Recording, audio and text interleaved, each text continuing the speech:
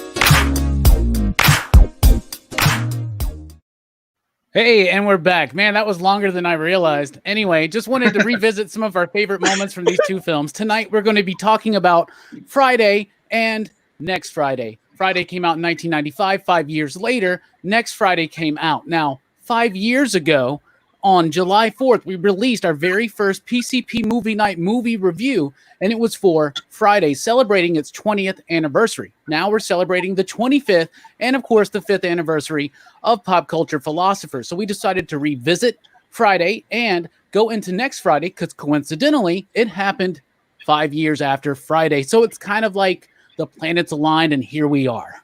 So with me tonight are two people that were on that original video with me. That's Brooks, the magnificent Micro Mario Machine Man Management Dude.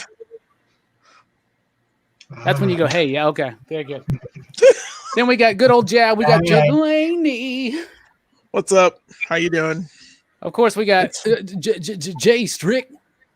Soda pop pop. Let's get Soda pop pop pop pop. And then, of course, we got my man Dylan from Dylan's Comics down below. What's up, my man? What's up, my brother? Official member of the Excitable PCP crew. Here we are for a PCP movie night, celebrating the PCP 5th anniversary yet again. So out there in the chat, feel free to chime in at any moment with your recollections. First, we're going to start talking about Friday. Of course, came out in 1995. It was written by Ice Cube and DJ Pooh. It was directed by F. Gary Gray. I absolutely love this movie. It's got a great cast. Chris Tucker, Ice Cube, of course, Nia Long, Zeus, Lister Jr., Regina King, Bernie Mac, John Witherspoon. Come on. The hits just keep on coming. It's got a great soundtrack. It's so good. I love these day in the life. And even though this is not an independent film, but it definitely has an indie vibe. It's kind of got a low budget for its time for a movie, but they handled it so well. It's just such a classic. It went from stoner movie to classic. And to me, that's why we're talking about it yet again 5 years later, because it's still as relevant as it was 5 years ago. Overall, Delaney, what do you think about Friday? This is quite possibly one of the greatest movies I've seen in my lifetime. One of them. This is I put this on such high esteem because it's such a quotable movie. For a short period of time in my life, I could quote this movie word for word from beginning to end. This movie was so great because I saw it, but the first time I ever watched it was in high school. I was in the choir room, and like one of our friends had Friday, and we were just bored one day and ended up watching that movie, and it was great. I had never laughed so hard in my life, and I was mad I didn't watch it in the theater. It is beautiful. Ice Cube, Chris Tucker, best comedy duo in ages. Like, because Ice Cube plays such a straight man to Chris Tucker, and how Chris Tucker just plays off of him. It's a 90s Abbott and Costello in South Central LA. It's beautiful, and it's such a wonderful film to me. It brings back good memories. I've watched this movie probably 20 times, maybe. I just watched this film. There's like a director's cut. Yeah. I own the director's cut. Me too. Yep. Weird stretch, but me too. Yeah. It is amazing. It's one of the few Blu-rays I own. It's one of the few DVDs I own. It's amazing. I love VHS. I've got I do. Oh God, you got the old school pilot video. I have the one. yellow box. I have the yellow box. Yeah, I have that one. I got the cardboard one, man. Like the one you peel from the back. All New Line DVDs were like that. My Blade DVD was like that, man. Yeah. I had this movie on VHS, on DVD, and now on Blu-ray. Of course, love this movie. It's fantastic. That's a great movie, man. Yeah, man. Hell yeah. What about you, Dylan? What do you think about this movie? I love it. I like it. This is actually definitely my favorite. But you remember I loved watching this Next Friday growing up. I'll talk about my feelings on that one later. But I think one thing, I was surprised you didn't say it though, Robbie. Like, the cinematography is great. Yeah. It's very good. Like, it just, that atmosphere and setting for South Central LA, which I'm 99% sure that's where it's supposed to take place. Yes. I love it, man. And dude, it feels like a movie like Dazed and Confused, Clerks. You know, it's generational, it's real, it's grounded, it's hilarious, it's uproariously hilarious. Man, it's funny. It is. I was laughing so hard at the kitchen scene because I think I was watching the uncut or the director's cut, which I've never seen. I've just seen the regular. It keeps going, doesn't it? It keeps going. Like when he's just dogging on Ice Cube the whole time. He's like, man, you my boy. He's like, you always got your ass in the kitchen, always eating all my food. And he's like laughing so hard. He's like, you my boy, all right, fucking eating everything. Yeah, right. I was laughing. Like, that's one thing I think Next Friday was missing is more John Witherspoon, because he's just, man, he brings that lightheartedness, comedic role that you just know is like, if you got a black friend, that's how their dad is, man. Always giving you shit. I think that's just how every dad is, period. But the way John Witherspoon Jesus, does it is phenomenal. He's one of my favorites. Plus Chris Tucker, Ice Cube. It's actually funny to see F. Gary Gray. If you've seen it Straight Outta Compton, there's a scene where Ice Cube's son, who plays Ice Cube, he's writing the script for Friday. So I thought that's like a cool little thing that F. Gary Gray, he's like, hey, let's, I thought that was really cool. But dude, it just shows how talented Ice Cube was. That, in '95, he goes from Straight Outta Compton, NWA, to writing, a trilogy, because him and DJ Pooh are the ones who created this franchise. But man, like, dude, he's a multi-talented guy, and I've always thought, man, he's the baddest. Like, can't nobody mess with Ice Cube. Like, that's one of them rappers that I just know that ain't acting. He's a bad mother. You know what I'm saying? Mm-hmm. Yeah, no kidding. But I agree. Yeah. Gary Gray, of course, was the director of the film, and he did many other great films, man. It wasn't just Friday. I mean, he's actually made a name for himself as a director. Set It Off, which is a great movie. The Negotiator, which I absolutely love. Of course, he did Straight Outta Compton as well. What else? Fate of the Furious. Yeah, Fate and the Furious. He did Men in Black International. Like, he's a big name director now, and this is where it kicked off. Speaking of kicking off, what about you, Strickland? What you think about this movie, Mike? Man, dude, I love this movie. I saw it when I was probably like 6 or 7, so I didn't really retain any of it. I just thought it was funny. But watching it again as an adult, like I haven't seen it since then. Holy crap. It is hilarious. It is all the things everyone just said, right? Like it's not just a comedy movie. Like they deal with some actual like real life issues. Yeah. And so like Really. I think it really resonates with me because like I grew up in the projects. My most like all my friends growing up were black, and black culture has heavily influenced me, the way I dress, the way I talk, the music I listen to. And so like I think the movie does a great job of depicting a little bit of that world. And dude, I love Ice Cube and freaking Chris Tucker. Like them together is like amazing. But like I was telling Rob, because me and Robbie have been quoting this movie all week at work, all week. And I was telling him like I think for me in this movie, Chris Tucker like steals the show because he's just so like unbelievably funny. And you like, know this, so, man, dude, he's just so quote like everything he says in the movie, you just want to quote it. You know what I'm saying? Yeah. And a lot of that's improv. It's all right. Don't worry about what I be doing. Right? And I think people forget like how right. Yeah. I think people forget how funny like Chris Tucker was back in the day. You know what I'm saying? A lot of people know him from the Rush Hour movies, but like he was in Friday, man. He killed it Friday does it.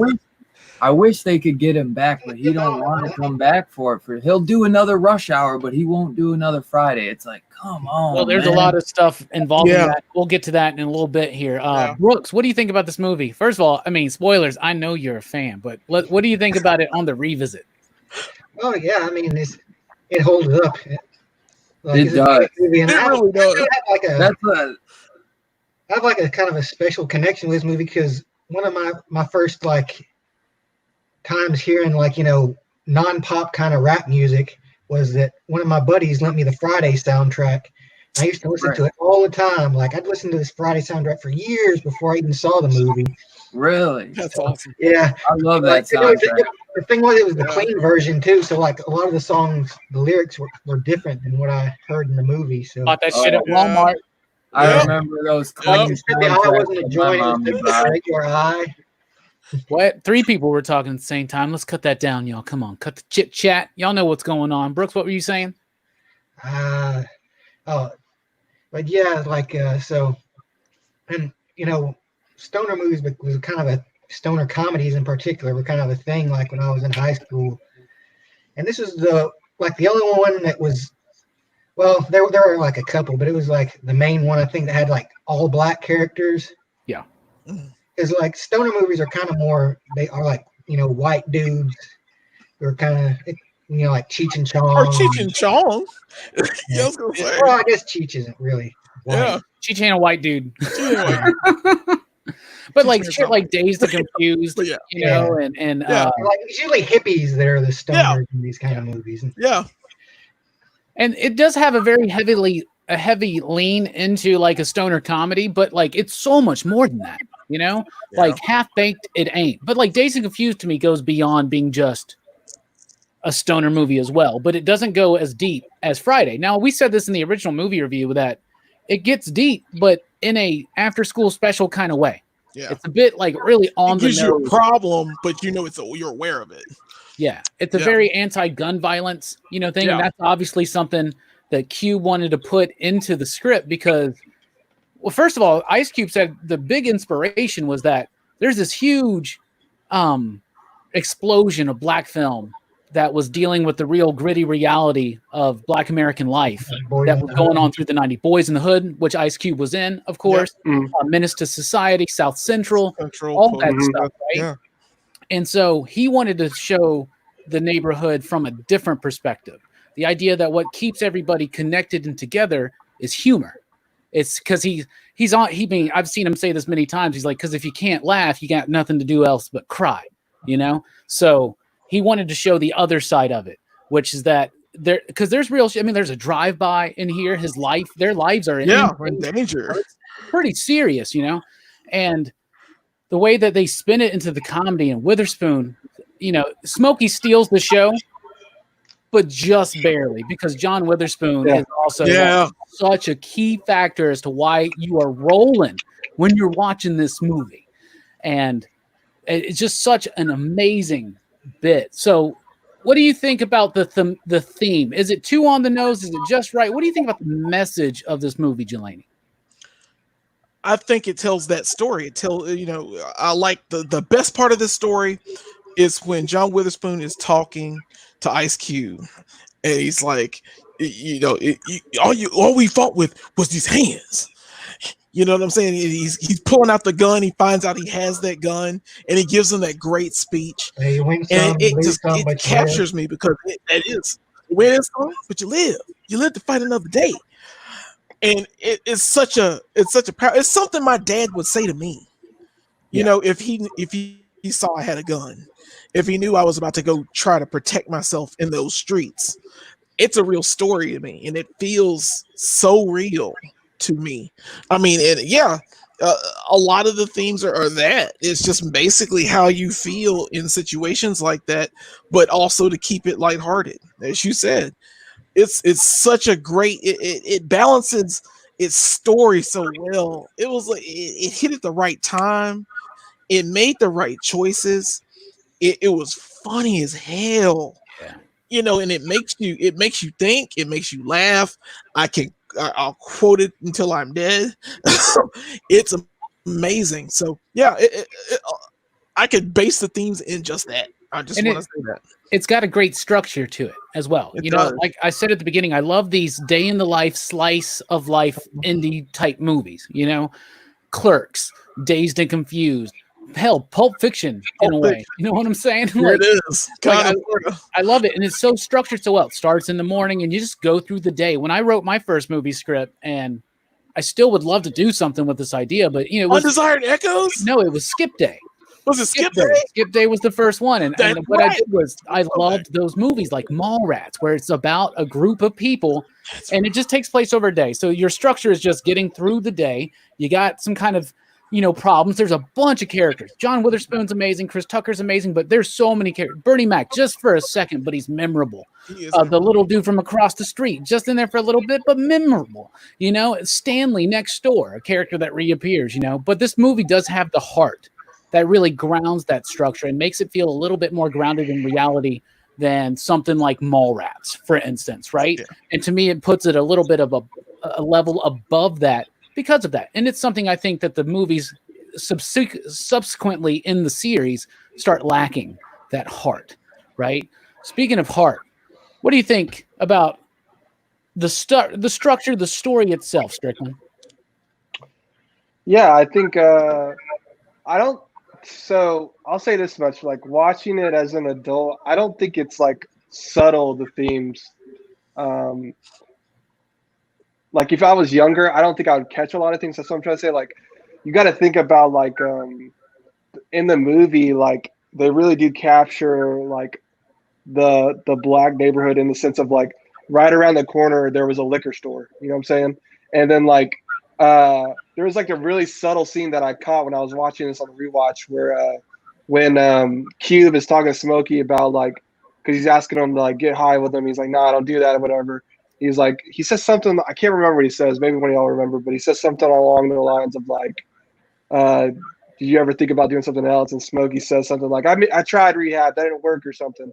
And so like you got to think about even that. It's like they're not being set up for success. So like I really caught a lot of those things this time on the and it was like really like I was like, damn, dude, like this is like there is like layers to this movie, and on the surface to me it's like you would probably maybe call it a comedy movie, but like there's so much more to it, And a lot of those layers come across through the characters, the different characters. I agree. Yeah. Nia Long, for instance, you find out in the movie, and it's subtle. This is where it does get subtle, is that Felicia is Nia Long's sister, and then she's dealing with the shit with Debo, right? And Debo's just this punk, but he's just a block bully, and it's the neighborhood. This is a block, these are people that live on this street.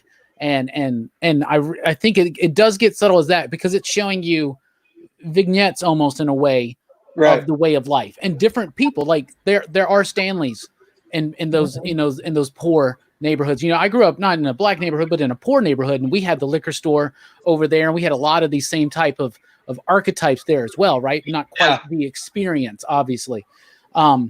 So that stuff resonates, and you do have these different archetypes that are spread throughout it that to me subtly kind of enhance the reality of the movie. As much as it's definitely a comedy, but it does reach, and it's a blatant theme, right? But there is subtlety to the movie through the extra cast. What about you, Dylan? What do you think about the story, the theme, and all that jazz? I agree with Strick where there's things when I was younger and just dumb and geeked up with my buddies watching this, laughing my ass off. Because nowadays I don't really smoke no more. Like maybe once in a blue moon I will. So when I used to smoke all the time, I'd just be laughing at Chris Tucker and all that stuff. But now when I was watching it, I actually did smoke a little bit before because it's like, you know what I'm saying? Gotta for this. Dude, like there's just some parts where it got real serious, and what Jay said, I would definitely, say was about the hands, you live to fight another day. Like that one really got me because I feel like even from back in the day when kids are just shooting up the block, nowadays living in the hood, like kids are getting 18 to life, so this is something real where it's like, why can't you just stick up your hands and fight like a man? Or what I'm saying, like so you can live to fight another day. Or like nowadays they just want to grab a gun and come and you know what I'm saying, like it's just there's a lot of like hilarious stuff in it. But I tell you what, man, this movie came out today. People be like, why is this movie so damn political? Yeah, right. We would pick a side so hard for this. Well, the movie's real, and the political is personal, and the personal can be political, and that's real shit. Ice Cube saw that growing up. That's why NWA that's why gangster rap was what it was. They were trying to reflect what they saw. It was a part of America that the rest of a lot of us weren't seeing, And so I, from a very early age, was very much into that culture. I don't know why, but I was like 10 years old blasting NWA. I don't know. It was a cool thing to do. I didn't really quite get the nuances of what they were talking about, like systemic police brutality towards Black American males. But that's something that I was getting ready for at a very early age because of Ice Cube's music and his work, like even in movies like Boys in the Hood and On Friday. What do you think about the movie and its thematic and relevance, Brooks? Well, it is a little deeper than it first seems, and I never really thought about it much, it was just a funny comedy to me, it was just like, a typical kind of humor. But really when you watch it, you notice more things like, how bullshit it is that Craig got fired for something he didn't do on his day off. And it's like these guys just fire him for no good reason. And, also that he doesn't seem to be particularly motivated to, get a job on his day, even though his dad's threatened to kick him out. He's just bullshitting with Smokey the whole day. And it's also kind of funny because there's never a single policeman in this entire movie. Yeah, I noticed Not that. one. That's kind of a thing too, because like that's why they can be smoking and Debo can be like just beating the shit out of people in the middle of the street because the cops just didn't come around unless they were bully somebody or try to intimidate somebody. Yeah, they didn't give a shit about those neighborhoods, Yeah. Yeah, that's another subtle thing in the script, right? I never thought about that till just now. Yep. Mm-hmm. And one thing I do like about Next Friday, and we'll talk about this later, but it is a direct reflection almost in a way. It almost is Next Friday is almost a caricature of itself. It's got a similar structure and it's got a less serious plot, but it does end in a dangerous place for, our heroes. But I like that they're showing something different on the other side about suburbia, and how that's why I like, this is a great 1-2 punch, and Dylan asked me earlier, like, why aren't we doing Friday After Next? And I'm like, well, first of all, the real reason is I'm holding out hope to do an entire Friday franchise. I'm holding out hope for Last Friday. You know what I'm saying? Too. And then we can cover everything, and that would be cool. But to me, this makes a great like juxtaposition between the neighborhoods. If you look at the lives in the suburban town of, what was it, like Cucamonga or whatever the hell it is, you know? Rancho Cucamonga, home of the Cracker Killers. But so I like how it reflects that and how it reflects that through the characters' eyes. So anyway, but as serious as the movie is, it is pretty damn funny. And it's really funny because of a lot of great performances by different actors, different characters. So real quick, who's your favorite character in this movie, Jelani, and explain why? Come on, man. It's Chris Tucker, man. Smokey. Smokey's my favorite character in this movie. I was like, Smokey makes Friday. Smokey makes Friday by a lot to me. Chris Tucker is like, he's charismatic. He's funny. I'd never seen him before. This is my first movie I've ever seen him in. I think this was his first movie. I'm pretty sure it was. Ice Cube, and I think DJ Pooh saw him on he got like a 5-minute spot on the Def Comedy Jam on HBO or something and killed it. Yeah. And he was just hilarious. And everything about him was just like amazing. Even the Angel Dust home, that whole scene.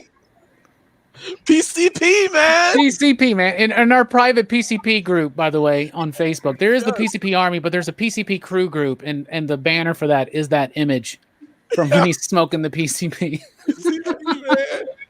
And he trips out, and that whole scene, he's in Devo's chicken coop. Only one that comes save me with my mama. Like sped up fast motion. Yes. Oh man, it's so gorgeous. That movie, I mean, Chris Tucker makes that film because every scene he's in, I'm laughing.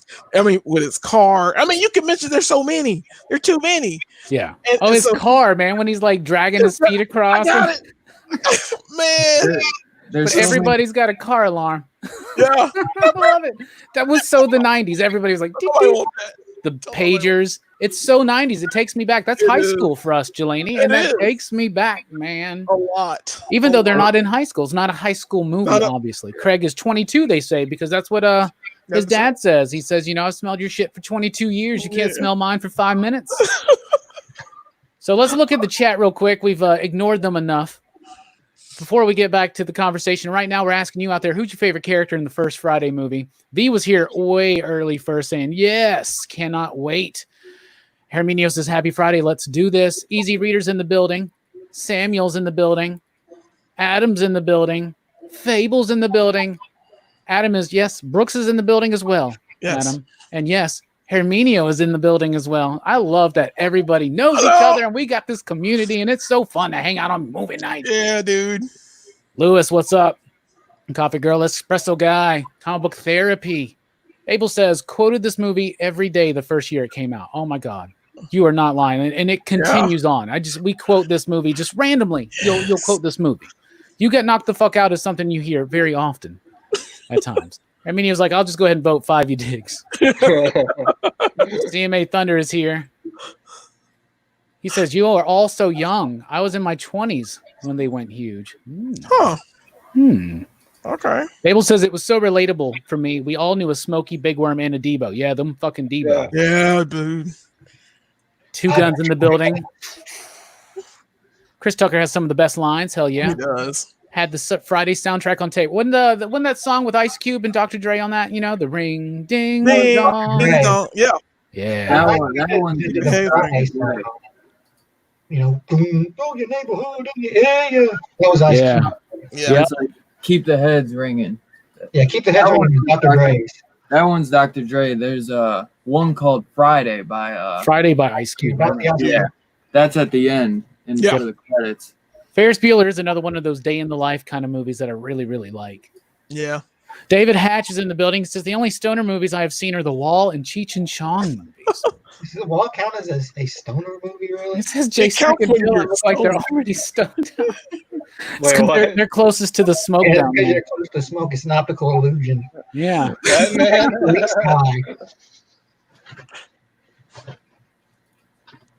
Whenever I watch Friday, I always think of Eddie Murphy's skits as Mr. Rogers' Neighborhood on SNL. Yes. Flying Truths. Yes. Yes. Always preferred Cypress Hill to NWA. Two completely different things. I actually really like both, but they're two completely different things. You like Cypress Hill? Yeah. David Hatch? Cypress is like straight weed and getting high. It's straight weed. That's what it Yeah. is.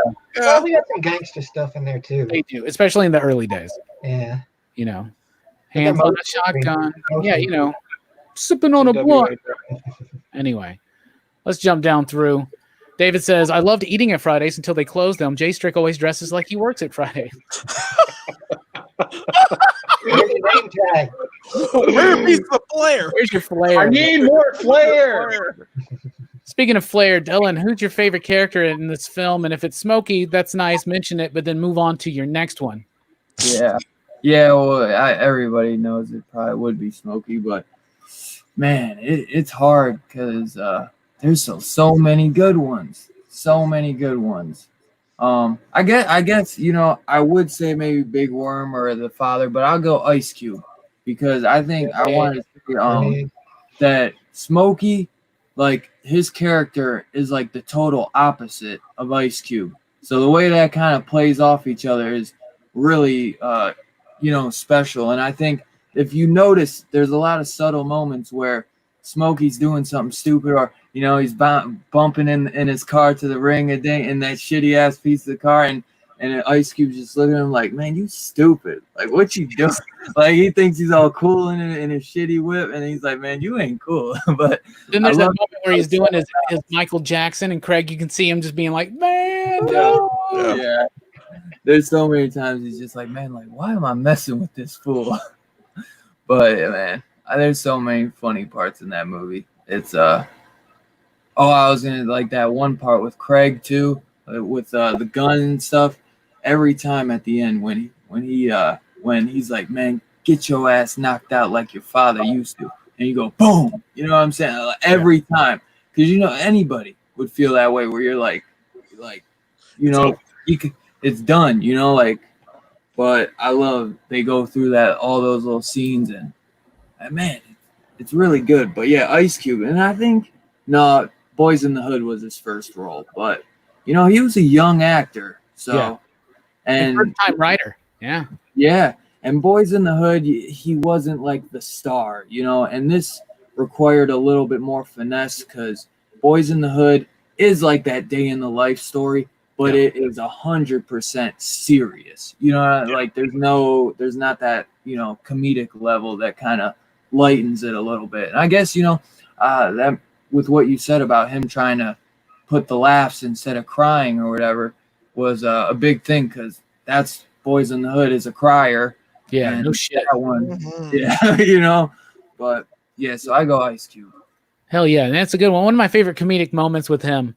First of all, when he is getting high for the first time, that's one of my favorite things about this is Craig's first time getting high. And, you know, he's like pulling and he like chokes out and you smoke. He's like, calm down. And then he's like playing with the smoke and he starts getting this. I don't know if he's really high or not, but he gets this glazed look in his eye. And he's looking. It is so funny when he's all like that's that whole section where he's like, I can hear my heartbeat.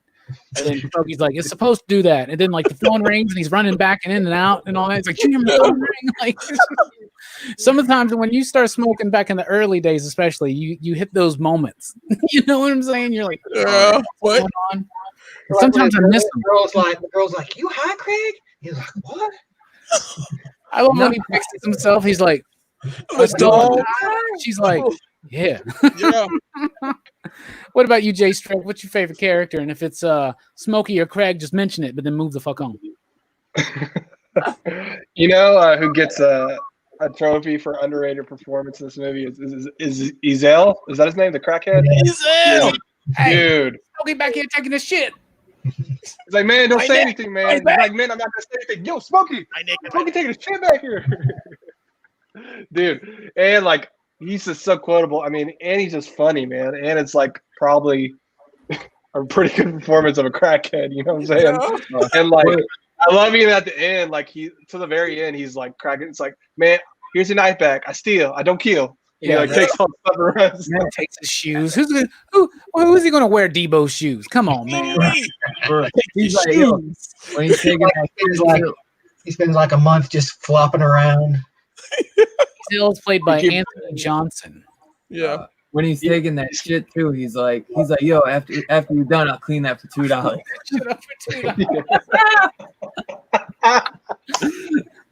Oh man. That he keeps like throughout the movie, he keeps avoiding having to go wash Smokey's car. Yeah. Yeah. And, You better come wash my car. Hey man, I'm not even kidding too. Like there have been plenty of times in my life where we've had a neighborhood crackhead, and Brooks and Delaney know exactly what the hell I'm talking about. Yeah. And everybody knows them. You know, Yeah. That's Just like that. you can tell because They I just think walk up on you. They just come out of nowhere, like all of a sudden they're there. Hey man, what's up? yeah, be like, hey man, how you doing? Oh, Yeah. hey. Going out. Yeah. I'm gonna kill you. It's a Soul Caliber. But that's a funny story. Maybe we'll get to that. Maybe we'll get to that in the after party. But someone in the chat remind us to ask us about the crackhead. Yes. Soul Caliber. I don't know if he was a crackhead. I think he was though. He was I on. think he just had, He like, seems crackish. Well, moving on. But what the hell was I saying? Oh, but in my neighborhood, it was there. And at times too, there was like it's kind of like the town drunk kind of role, and it's F. Gary Gray plays the dude at the grocery store. convenience store, right? Convenience store, yeah. And he's the one. He's the one. Man, it's sitting not there even like, wet over there. Yeah, it's not even wet over there. He's like, oh, my neck. I thought you said it was your back. My neck and my back or whatever. And I also love the thing where it's like black owned. And then it's like, Chinese dude pops up. Yeah. I thought that was funny too. So speaking of shitting on a wall, Brooks, who are your favorite character in this movie? And if it's Smokey, Craig, or Ezell, mention it, but move on. I actually like Big Worm's performance a lot better on this rewatch. Yeah. Big Worm is funny as fuck. It's like I love that performance because he's so serious, and like Smokey's, it's like Smokey doesn't take him seriously despite how like obviously serious this guy is. It's like it just kind of makes Smokey seem like really stupid, thinking he's gonna get away with like not paying this dude. Yeah. Playing with my money is like playing with my emotions. Smokey. He literally gets threatened his life and then goes and just starts smoking up that weed again. Yeah. Right. And he implicates his best friend in it. We're gonna get you high so that I don't think he did it on purpose. But he did get Craig high after knowing that. I mean, it's some crazy shit, right? I like though that Craig never hesitated to have Smokey's back. That entire time. Never hesitated. That was his best friend. Because no matter what, he was gonna help him. It's just he's like, why the fuck you bring me into it? Because you're putting my life on the line, or My family's life. My You know family. what mama say? Exactly. You know what your mama say? Yeah. How you gonna sell, bud? You smoke, bud. Smoke, bud. Yeah, it's a difficult thing to do. At a certain point, you have these big dreams, but at a certain point, you got to decide whether or not you're going to be a smoker or seller. I don't know. It's like, all right. So since everybody's said some good ones, nobody has really mentioned Willie Jones, which is the dad. So John Witherspoon, which we have already talked about, and he's absolutely brilliant. We just recently lost him. That was sad. He actually came here in town a little bit before that, and I didn't get to see him. But so if they do last Friday, we won't be able to have him. And that's sad. Big shout out to Bernie Mac as Pastor Clever. What we call a sin. Love that bit. I really do. But I do want to let's talk about Tiny Lister Jr., Debo. yeah. Nobody else could play this character. Let me tell you something. Nobody else could play the character so much. Michael Clark Duncan is in this movie, y'all. Okay? In the scene when they're telling the story about Red, I think is DJ Pooh's character, right? When he's getting his ass beat because he comes to get the bike back. Yeah. Like, he's sitting there, they're shooting dice. Michael Clark Duncan is one of the dudes. One dude shooting dice. That's a dude in Debo's crew. That dude couldn't play Debo. Only Tiny Lister could do that. You get what I'm saying? That's Zeus, baby. Yeah. No holds barred was the first time I ever saw him. Blew my world apart. Didn't he show up in the WWF around that time? Because of that? Yes, he did. Yeah. Yeah, good shit. He's amazing. He's great in this movie. He's much more of a cartoon character in the second film, but in this one, he's threatening. He's an asshole. Everybody knew something like that. Yeah. It's nice to see him get punked out and have to sip on his own skid marks. That's nice. Yeah. I do think that's pretty. I think that's pretty gross, but yes. It was. Yes. Yes. Yes, and that was Fazan Love, I believe, is Big Worm. It's Big Worm. Yeah. And don't forget Worm? about. Yeah, I don't want to have to fuck you up, Smokey. And y'all never have two things that match: Kool-Aid, no sugar; peanut butter, no jelly; ham, no burger. Ham no burger. That's how it was at my house. I'm not going to care. Yeah. You're like, man, we got tea, but we ain't got no damn sugar. And for all of you non-Southernites out there, You're no, gonna need sugar. it does not happen. Anyway, what's your favorite line in this film, Jelani? Well, y'all said it already, but there are so many. Oh God. Hold on. Oh God. I gotta pick one. There's so many. Every time I'm in the kitchen, you in the kitchen. In the goddamn refrigerator. Eating up all the food. All the pig's feet. All the collard greens. All the hot dog. I like chicken pig's feet. I like pig's feet. Pig's feet. Now, Craig. Now it's so much with that one speech, that one part, because every time I'm in the kitchen, you in the kitchen, And the way you eat those grapes, man. and John Witherspoon has the best. I mean, he played that character so well. Like when you go to the Boondocks and watch the Boondocks, that's basically him. Then you're just like, oh, That ain't me. That's just that guy from Friday looks like me. yes, it's so good. What about you, Brooks? What are some of your favorite lines? I think my favorite is probably when Craig's like, "Man, you smoke all the time," and Smoke's like, "That's all right." Don't worry about that. Delivery, the way he does, like, he has those head movements. Like, it's all right. Yeah, That's a good one. That's one yeah. of my favorites, yeah. What about you, Strickland? Man, I love it gets me every time. When it's mom and Craig in the kitchen, and she's like, "Now your father's got game. Don't nobody go in the bathroom for 35, 45 minutes. You call that game?" Yeah. Speaking of no one going to the bathroom, what about you, Dylan? Man, probably. My one would be the "you got knocked the fuck out," which is, I don't know what you guys said, but also I like every time something Debo steals from somebody, he's like, "What bike? What thing?" Yeah. man, Pops wanted me to get the bike back. We share it. He's like, I wouldn't trip. I wouldn't trip. That's a good one. You know the one I've been asking you about. Oh, okay. The one I let you borrow last week. I love after Red gets knocked out and his dad comes up and Debo's like, "Well, you want some too?" His dad just goes, "No." I don't know why Ronaldo you're messing with these folks. There's some real good ones. I really like the cereal stuff. Put some water on it. Ain't gonna hurt. I really like one of my favorites is "I smelled your shit for 22 years. You can't smell mine for 5 minutes." Maybe this is too telling of me and my family. Did anybody ever get called into the fucking bathroom when their fucking dad was taking a shit and to get fucking told something? Because that happened to me.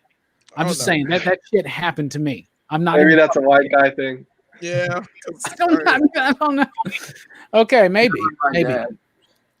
But the one thing that probably one of my favorites, because it's a line that shouldn't crack me up as much as it does, but every time it happens in the movie, it cracks me up, is when Red just goes, "I'm just going to tuck mine in."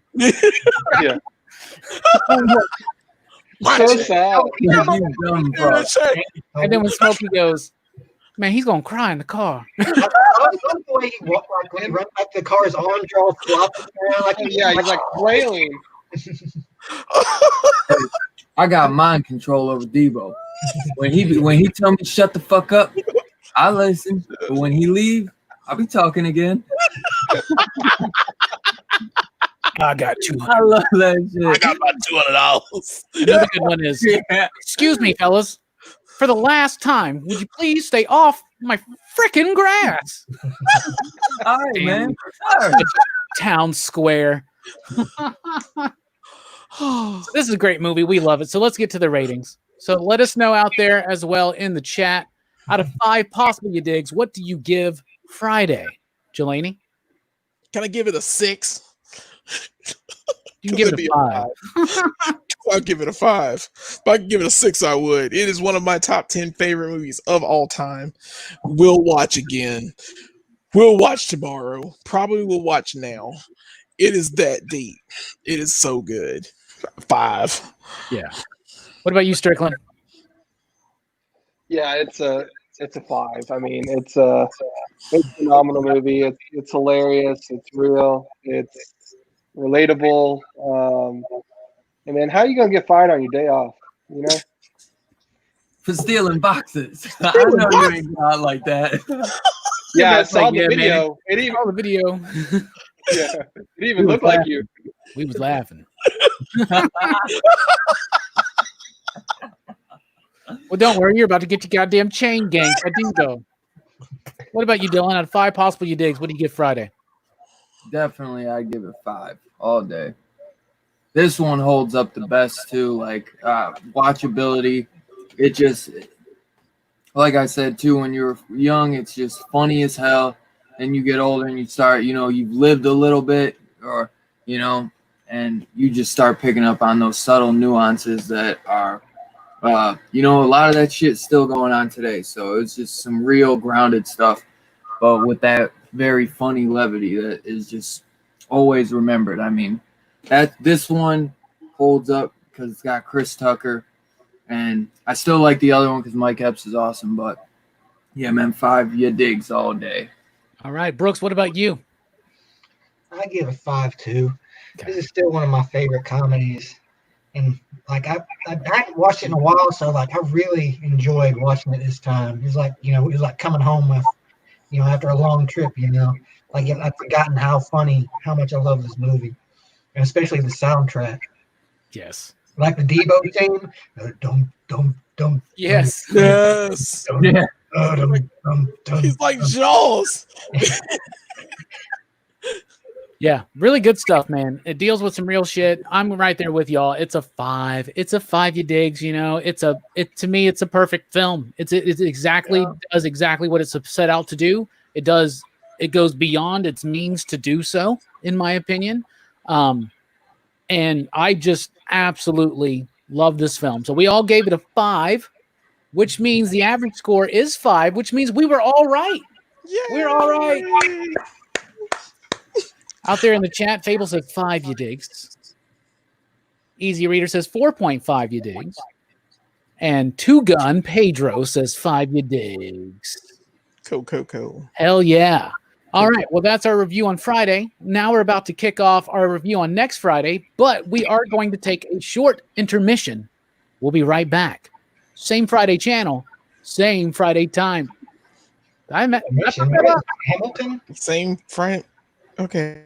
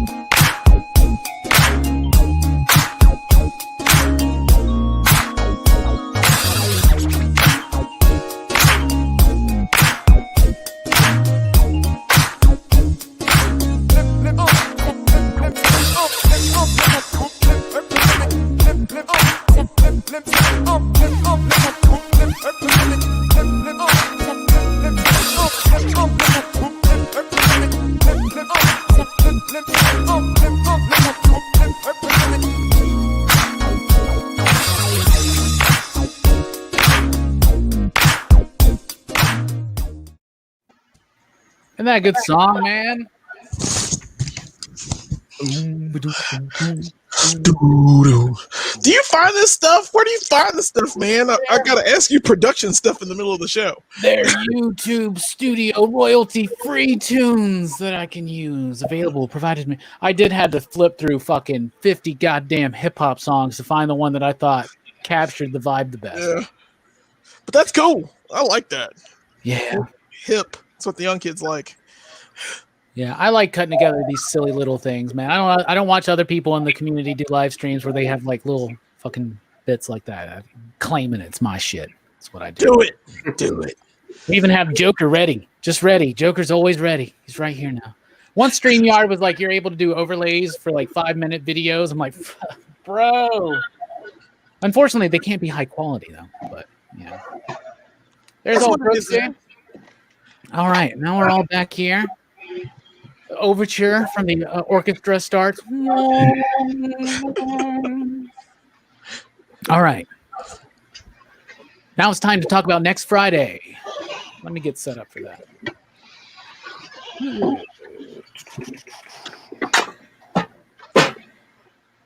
Next Friday also has a good soundtrack, but it's I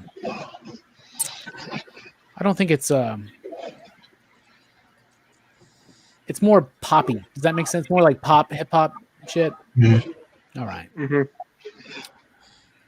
Yeah, that one was in like the 2000s. Yeah. Yeah, 2000, isn't it? What? Didn't this movie come out in 2000? Yeah, 2000. Did. We're about to get into it. Y'all ready? As if we're backstage. Y'all ready for this? We're literally live. Are you ready? So now it's time to talk about Next Friday. 5 years after Friday released in the year 2000, Next Friday came out. It was written solely by Ice Cube, though DJ Pooh did get credit for creating the characters along with Ice Cube. Steve Carr was the director of this. He did Next Friday as his first film. Then he did Dr. Dolittle 2. He did Daddy Daycare. He did Rebound. He did Paul Blart Mall Cop. He did Freaky Friday. He did Movie 43. He did Are We Done Yet? Not near as prolific to me as F. Gary Gray. What? But I do like the Are We Done Yet movie. Oh, no. That's the second one, right? Are We There Yet's the first Are We There Yet was the first one. I haven't Are there yet? haven't seen the second one. Get your title straight, That's bro. not the first. Anyway, I really do like Next Friday. When it first came out in movie theaters, I worked at the movie theater. I got to watch it on opening night with a crowd that was just into it, that was laughing. It was such a fun experience. I had a lot of fun. I know it definitely has no Smokey in it, and his absence is noticeable, 100%. But I do think Mike Epps kind of steps in and handles the comedic guy with Craig as the straight guy, right? I think he handles it well. He does a different thing than what Chris Tucker did. Chris Tucker was, the stoner, the pothead, right? Getting in over his head. Mike Epps' character of Day Day gets in over his head in a different way by being involved with a woman, right? Who was, he alleges, already pregnant. That's funny. To me, this movie is hilarious. And I like, as we were saying in the Friday review, I like how this one puts Craig in the suburbs and you get to see this almost exposure of how ridiculous that shit is. Like, one of my favorite things is that the family, so Craig's uncle Craig's aunt won the lottery, then died. And now his uncle and his cousin live in like this, suburban, cul-de-sac. And it's like this big house. And you can tell that, and I've been in places like this and where somebody has a big house, fancy house, but they don't know quite how to live that way. Do you know what I'm saying? And it's like, just, you can tell by the shit that's all around him. I love his uncle's He's got like a sex dungeon in his bedroom. Yeah, right.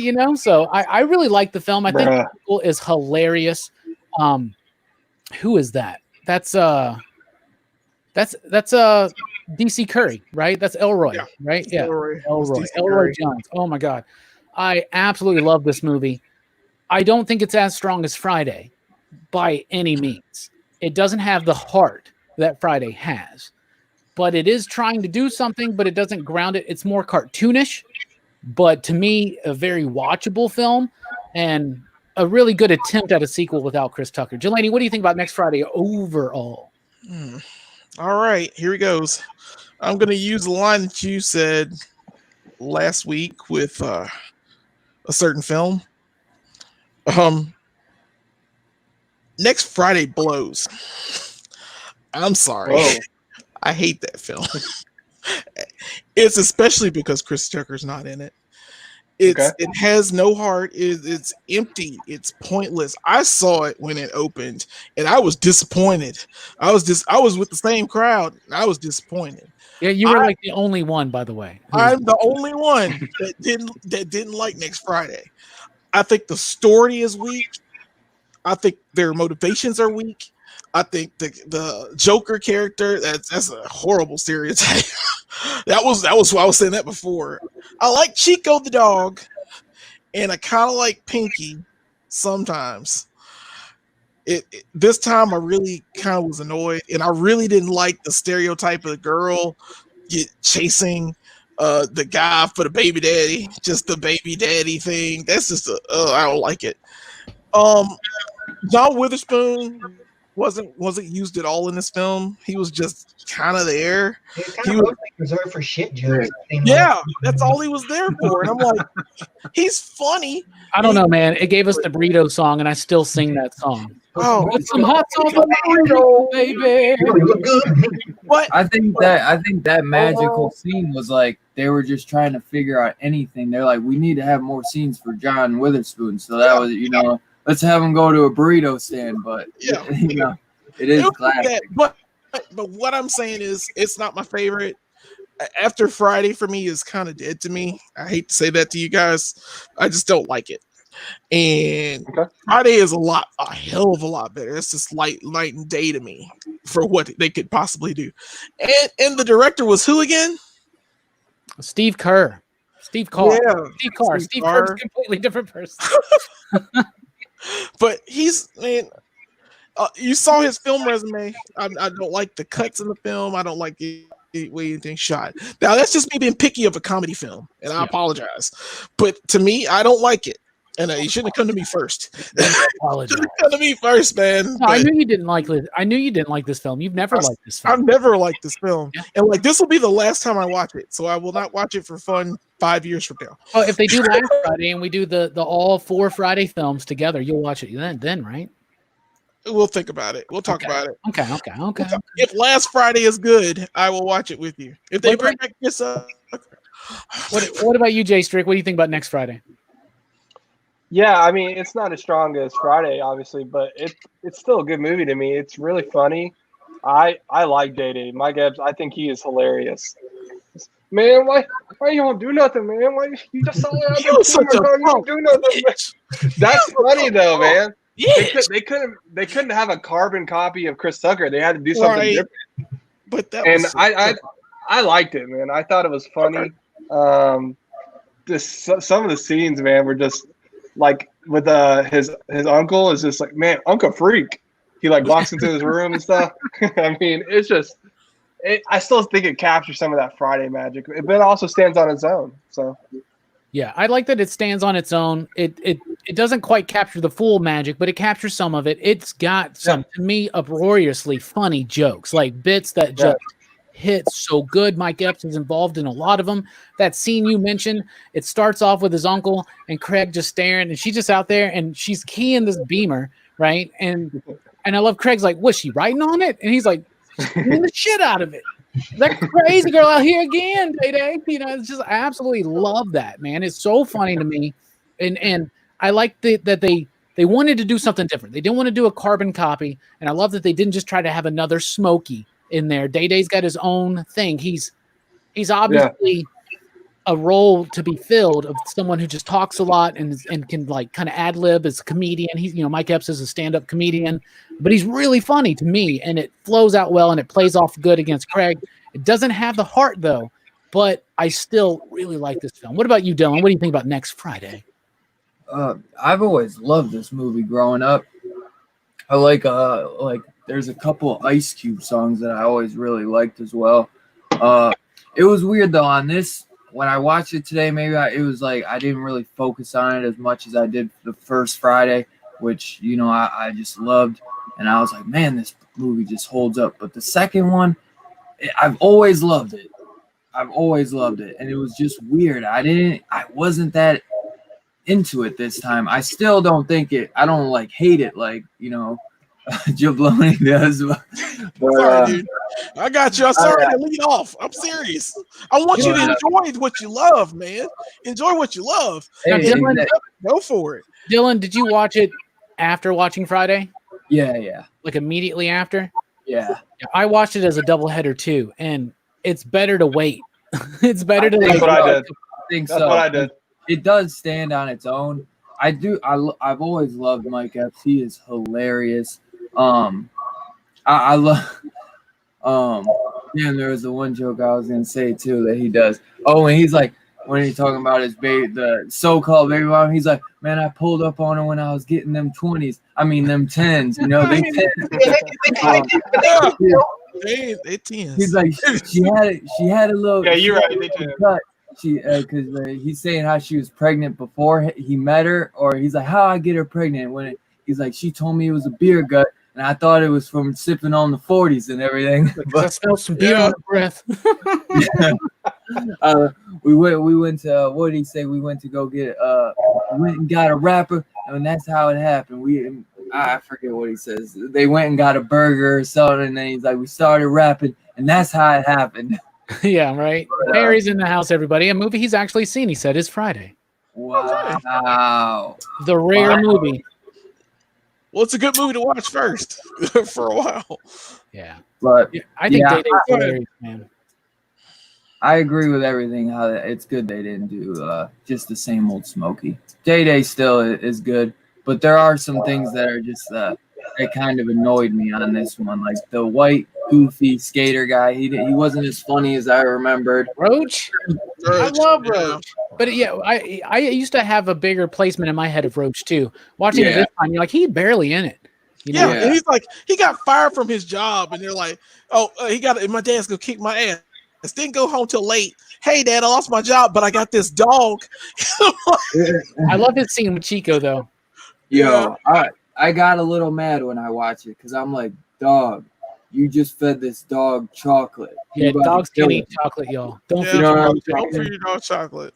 That guy, I was like, come on, man. I was like, you gonna kill Chico? It also just looked like it looked like he just shoved weed into the fucking brownies. Like he didn't actually make any butter or nothing. Yeah. Knowing Roach, he definitely did. Would we? Yeah, we wouldn't know anything about that. Dude, he threw up so much. Anyway, he did. Brooks, what do you think about next Friday? It's all right. It's still funny. It's not as funny, I think, as I remember it being. There's like, the stuff with the Jokers. Like some of it's kind of cringy now, but there's a lot of it that's still funny too.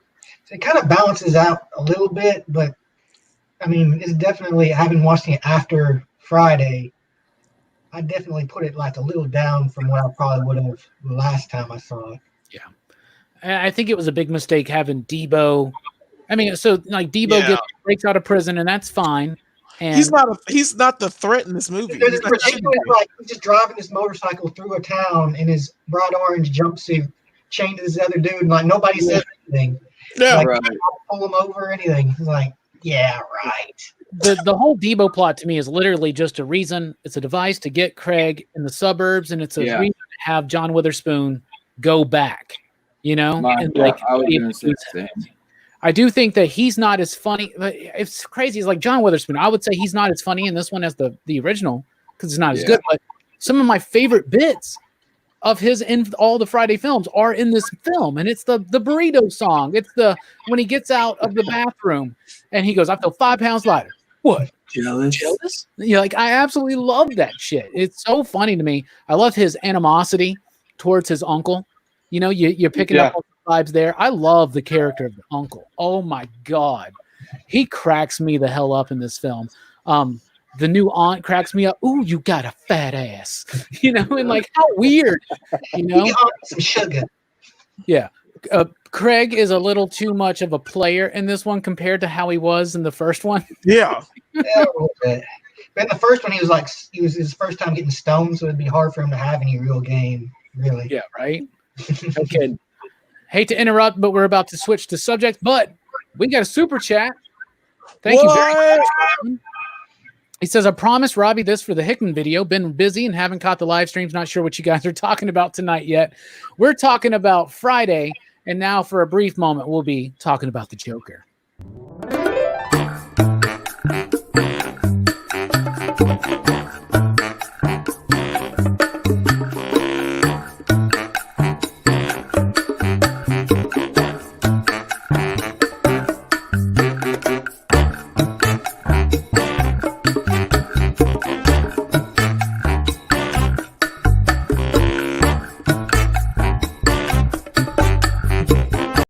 All right, now back to Friday. So this one done by not as good of a director. I don't think it's as good, obviously, as Friday. And it seems like that's what we think across the board. Some of us like it more than others, obviously, than Jelani for sure. But I don't hate this film. And to me, it's Day Day. Day Day saved the film for me. It works. Like, I don't know what it is. It's the physical comedies there, and it's something that Chris Tucker had. They needed somebody to fill that role, but they did it with a different character. He is a ball of anxiety. I love that when he's like, "What are you like?" Like Strickland was saying, like, "What are y'all doing? You're just watching him. You're just watching her do this shit. You're just sitting there talking, hugging." You know, I love the scene when he's talking about what is it, Baby D or whatever her name is. You're like, dude, she knows all the. She's in the snacks. She knows all the bootleg snacks before they even come out. I'm like when she actually showed up later in the movie, I was like, that's a big girl for this dude. Because I mean, she was like, you know, she's a little wide, but I wouldn't say she was like a big girl. Well, they wanted her to be more threatening too, like the idea that she's big and she's threatening to him, you know, and that she's into bootleg snacks. I love that damn, whole thing. He gives her cookies. Yeah, I love the scene at Pinky's record store. You get to it quicker. Yeah, I love the scene at Pinky's record store where the African dude comes in. He's like, I can't get jiggy with this. Oh, God. And he's like, He's the best character in the movie. You've been chewing on this? What? So I do like the idea that Craig goes to suburbia. I like the idea that they're talking about a portion of his family that went there. And they start feeling high on themselves. You know, Day Day's constantly downing Craig the entire time he's there. From the very beginning. Remember, he says stuff like, you know, I got me a job. He's like, but you wouldn't know anything like this, and out in the ghetto. You wouldn't know anything about this over there in the hood. And they just keep doing that. And his uncle says the same shit too. And I love the scene too where he's like, ain't got no water. And he's like, never learned to swim. And he pulls the condom out of the hot tub. God, that was gross. Oh. So it's got some great moments, but to me, even though it is trying to do something, it's trying to make a statement, it's not quite as nuanced or as grounded or as real as Friday. What do you think about the overall story and thematic material, Jelani? Not much. Sorry, you're not gonna get much out of me. I'm sorry. It's the guy. I mean, would you stop fucking apologizing, dude? Have your goddamn opinion and own I'm having it. I'm having it. I just like to apologize because, good grief, man, I'm gonna shit off the stream. I'm gonna shit off this movie. I'm sorry. I'm warning you, mate. I have to shit all over this film. I'm sorry. It's just I don't like it. I don't know what the themes are because they don't tell a story to me. It's just like he goes to the suburbs and then stuff happens and then he leaves. And it's all right. And cops show up in this one. And it's I don't know. It's just weird to me. They're in the suburbs. They're in the suburbs. Yeah, they give a shit. They show up. Yeah.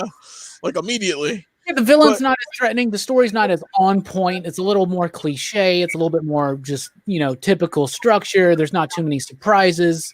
No, but I'm sorry. It just can't get to it. Say it again. There we go. Yeah. I'm done. I can't say much. All right. Pass. What about you, Strickland? Pass. What is the question? Sorry. What do you think about the story, its structure, the way they handled, the way they approached the second one, the thematic material, just basically the story? Yeah, I don't think it's like to me this is just a straight comedy movie. I didn't really get any like hitting millions out of it, and that's fine. Like I took it for what it is. I think Ice Cube's funny. I think with you, like you said, Mike Epps' character is probably my favorite character in in the whole movie. And I think that's fine. Like, it doesn't have to be something. I guess if you're wanting it to be more like Friday, then I could see how this would be a letdown to you. But I don't know if it is because I watched it like 2 days later. But I honestly liked Next Friday, so I don't know. Next Friday is great. I think it's just best to like pace it away from watching, like, because when you watch Friday and then you watch this, it's still funny, but it's not as it's night and day. It's not as resonating, you know. But it's still funny to me. Like, I don't think Friday After Next is particularly funny, and I think it tries too hard. Yeah, but this one I don't think this one tries too hard, but I do think it tries too hard with some characters. Anyway, Dylan, what do you think about the overall story, how they approached it? I agree with Jelani at some parts where like it's not as, you know, great of a script as, you know, the first one. Obviously, just there's a little bit of the randomness going on with, you know, Debo, which is just really that plot just to get him to Rancho Cucamonga. And like I even when I was young, I was like, how the hell is he walking around with that damn, you know, prison jumpsuit and nothing. But you know, that getting in that dog truck would be scary as hell. Yeah, I still like it though. I think Robbie's right though that, you know, watching it like back to back isn't the way to go because like the cinematography is way different. They're totally, you know, the atmosphere just feels way different. I mean, as it should though, because one's in the hood and one's in the suburbs. So I like that one's a little lighter. The brighter film has got more like vibrant colors to it, you know. And I think that's, to me, what I do like about the slight thematic relevance of the film. It's not a resonating film or anything like that. It's not going to make you think about life or somebody else's life.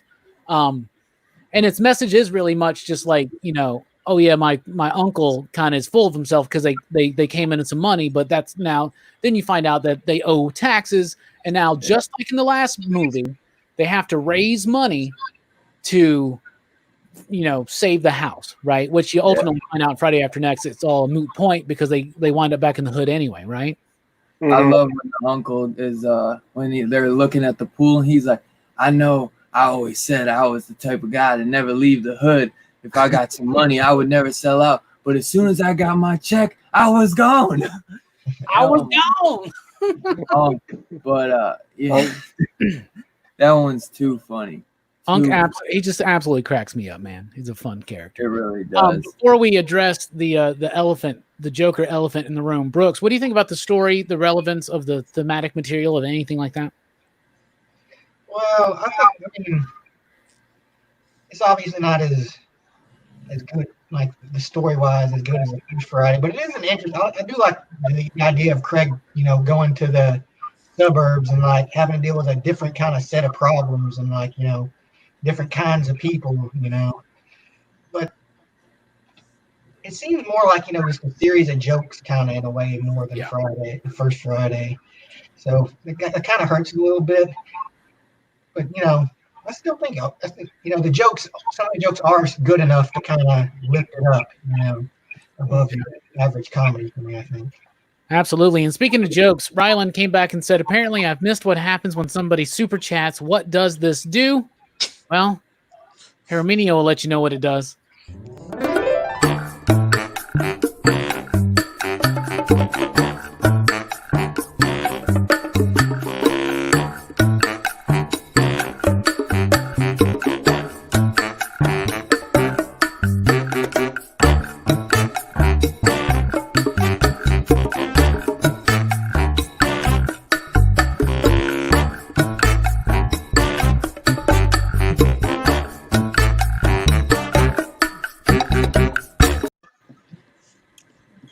That's what it does. But anyway, thank you so much, Rylan. We really do appreciate the support for the channel. Thank you so much. Jelani, real quick, before we even get into this, do you have any favorite characters in this in this movie at all? I said it. The guy that ran into the Pinky store, the African guy. Okay. That's Pinky? No, not Pinky. His name in real life. Yeah, I don't know. stand-up. I don't know his name in the movie, but in real life, his name's Michael Blackson. I've seen him on Wild and Out.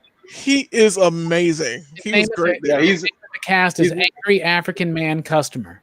Yes. Yes. He was. Yeah, he was really funny. Movie. Like he solidly like made me laugh. Like it was my only genuine laugh in the movie, and I was just like, it just came out of me, and I was like, oh god, he's great. But I do want to say something real good. quick. I watched this movie with Jelani, and as much as he talked shit about some things, and that was the only scene he says he laughed at, like the pinky scene, this dude was rolling on the goddamn floor. Yeah, So, on the rewatch. Just gonna say. No, that was then, man. This is now. Changed your man. I got Yep. it. Yeah. Made sure to skip the pinky scene, but then I turned around and watched it again. I was like, I still don't like it. That is a good scene though, with the African angry man customer. Yeah, he is I can hilarious. see you with this shit. I can't get you with this shit. And then Craig just punks him out. Yeah, and he straight falls. He's like, Yeah. oh god. What about you, Strickland? Any favorite characters? Yeah, I mean, I think for me, like I really enjoy this movie in the sense of like I'd watch it again, and it's because of Day Day. Like, dude, he just makes me roll. Like that scene when he's like, he's getting ready for work. He's like, it's because I'm a player. I'm a pimp. I don't have to deal with this shit. He's like, your shirt's backwards, player. Players fuck up. Players fuck up too, man. It's nonstop. It's like great timing. This is all. Yeah, it is. I love it. What were you saying? And take that thing off. You know, he's wearing that cap. Oh yeah. And like his dad makes fun of him for it, and then later Craig's just like, take that stupid hat off. The physical comedy, man, when he gets pepper sprayed, you know, and he's just like blah, blah, and his uncle's pouring or his dad's pouring. 20 minutes. Trust me. Day Day's a great character. Mike Epps nailed it, man, and he had a lot to live up to. You know what I'm saying? And I think he lived up to the role. The movie didn't live up to the previous movie, but I think he lived up to his role and his performance. That's just me. I agree. What about you, Dylan? That's your name. Dylan, what do you think about who are your favorite characters in this film, man? And if it's Day Day, that's cool. Just mention it and then move on.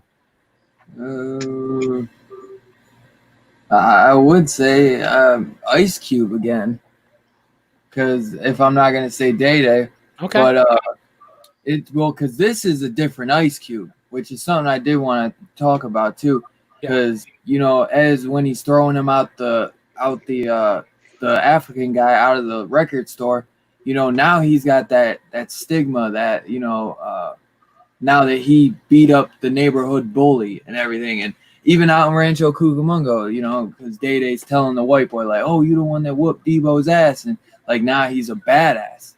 Yeah, and he, you know, he's got a little juice in him, and now he's flirting with girls. Now he's a full head pothead, you know, rolling up J's in the bathroom in the morning. On the high times. Like, who just rolls the seeds and stems on the bathroom floor, by the way? I know. Throw in the it's their house. Pack that in a bowl, son. Yeah, no kidding. Who smokes joints anymore, man? Yeah, Craig. Fucking kids. That's who. He's even got more of the comedic role, I'd say, in this too, a little bit. You know, he ups it up a little bit. He gets to do a little bit of physical comedy as well, like when he gets pulled into the bed with his uncle, you know, and and all that shit. The whole thing with the Jokers, though, not near as interesting as the Debo threat, you know. And in this movie, the Debo threat is non-existent. He shows up and just kind of gets taken out. It's literally nothing. It's like, I do like his sidekick for some reason, just because of that one moment when he's on the phone and he's like, "Yeah, tell I'm here for talking to Willie. Tell him that Craig's in trouble. Oh, tell him he can call on time, bro." Because you know, that is right. You don't know who that is? That's Sticky Fingers, man. That's Blade. That's Blade. Dude, that role is so different from anything he's done. Like, usually he's like a gangster badass, and that he's totally Debo's bitch. Or a badass vampire hunter. He's a great Blade. I'm just saying. He's so excited. I've only watched like the one episode. Wait, hold on, Robbie. I'm shocked that you didn't know that was Sticky Fingers. And who pays attention to Tyrone in this film? You didn't know that was Sticky Fingers. I was not. like, the second I saw the movie, I was like, that's Sticky Fingers. In 20 years, I did not know that was. Will be all over him. No idea. Man, Now I like the character even more. Now I like the character even more. Dude, that guy was going to be doing Blade in a few years, man. And hip hop smash hit. Come on, man. Don't get better than that. He's like, man, I'm through with you. I'm going to mommy's house. I ain't kicking it with you no more. Speaking of ain't kicking it with us anymore, what about you, Brooks? Who's your favorite character in this film? I think Chico was my favorite. Yes. Like I remember when those dogs were big, wasn't it like Spuds McKenzie? Yeah, that's the Budweiser dog or whatever. Yeah, it looked like kind of like it has that shark head. It's crazy. Yeah. And it looked like it hurt if it bit you. If it got its teeth in you, even though it was kind of small. Oh yeah. If it gets your teeth in you. Bulldog with like a shark head. Okay. Yeah, I like me some Chico, man. Chico's good. Holmes. Yeah. Okay, so we've already said a lot, so I'll go ahead and just say, first of all, I do like Baby D. She's funny. She's like, just your cousin Craig, hook us up. And like Day-Day's like, oh, it's all good, man. All you gotta do is go talk to her. No. Just go talk to her. You know, she wants to holler at you, man. That's good stuff. Clifton Powell as Pinky. Come on, y'all. That Pinky scene cracks me up. Day-Day, this your cousin? You're fired. And then he's like, man, that dude had me scared as hell, but I think I held my own. I love that. When he's sitting there, like, don't kill me, man. I got kids. I got kids. I got a wife on the side. I love it, man. Give him all that money in the safe too. Yeah, right.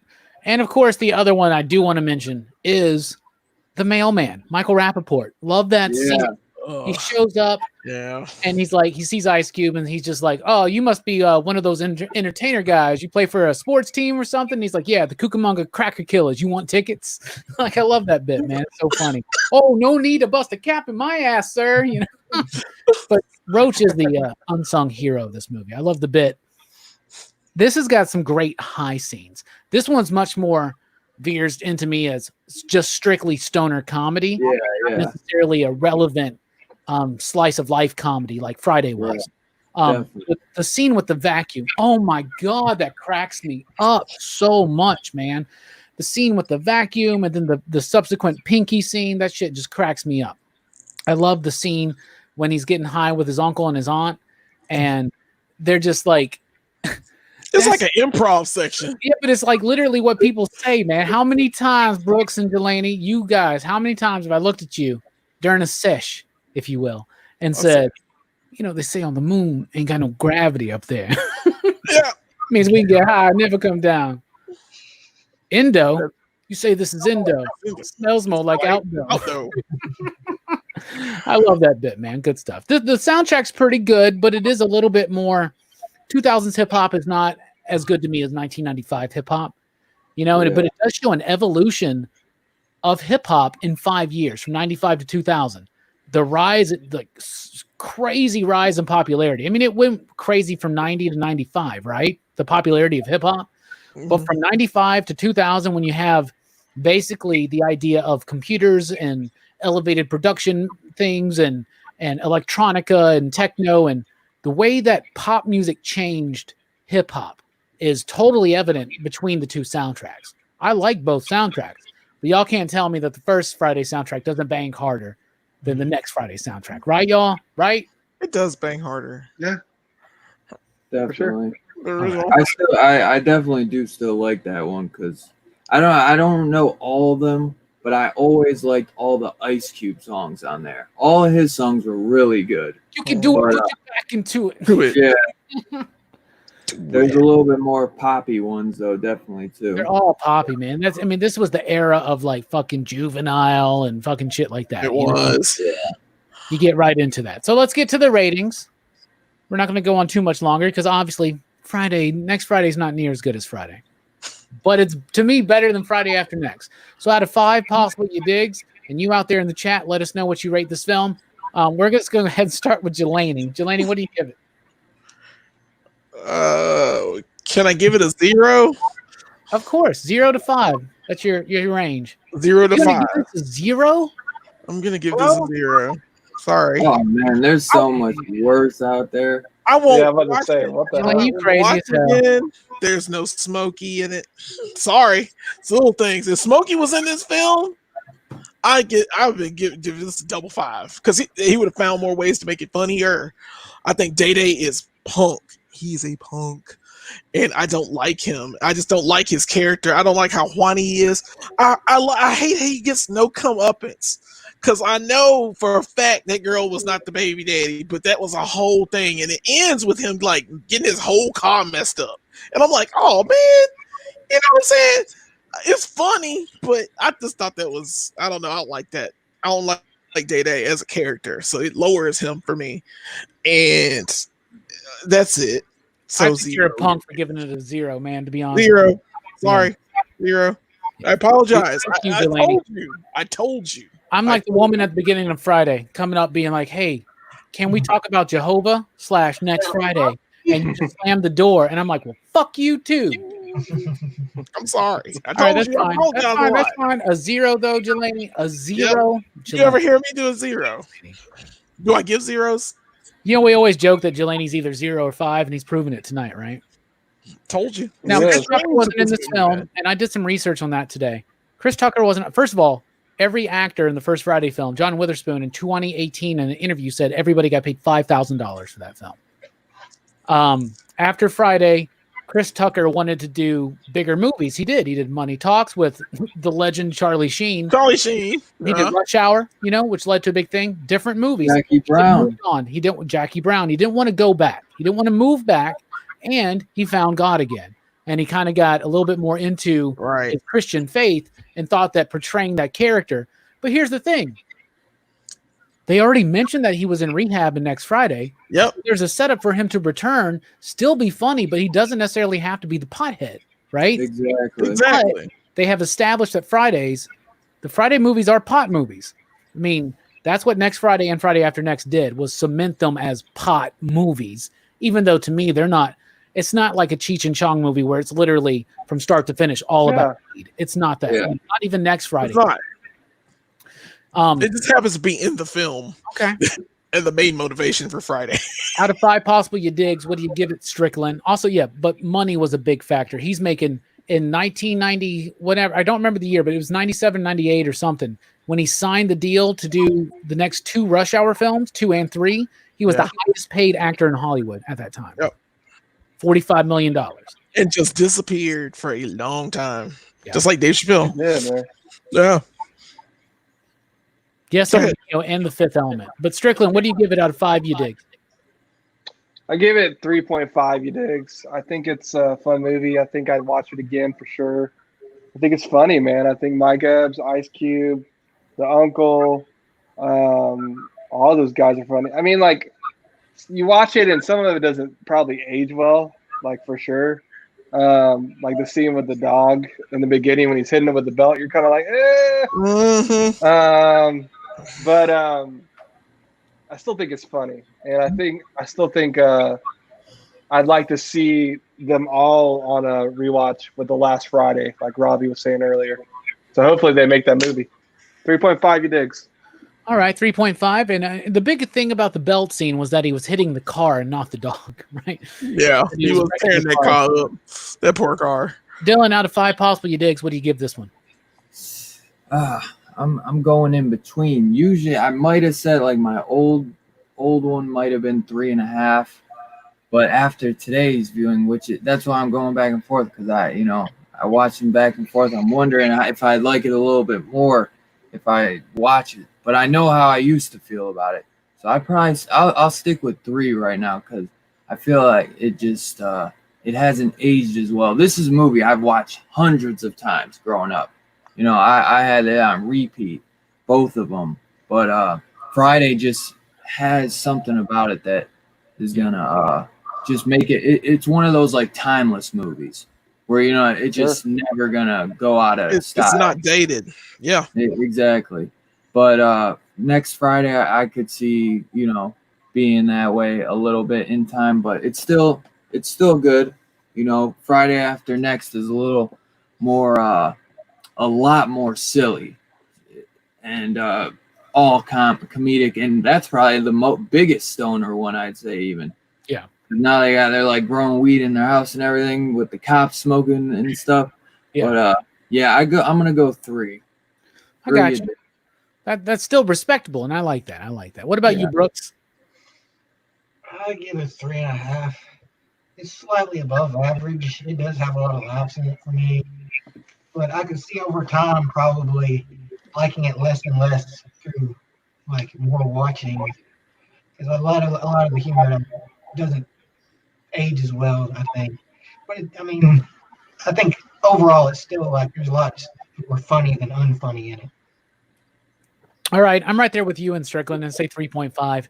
If it had a better role for the Jokers, if that threat was deeper, was a little bit more threatening, I could probably justify bumping it up to a 4. But even though it's got some very funny moments for me, overall it does kind of drag, especially when you watch it right after Friday. So I'm going to go with 3.5. So that makes it an average between all of us of 2.7 because of Jelani's 0, obviously. But, it is what it is. Arminio gives it 3, you digs. Fable gives it 3, you digs. Easy Reader gives it 3.5. So there you go. That's our Friday and next Friday reviews. Boom, clunk, done, chunk.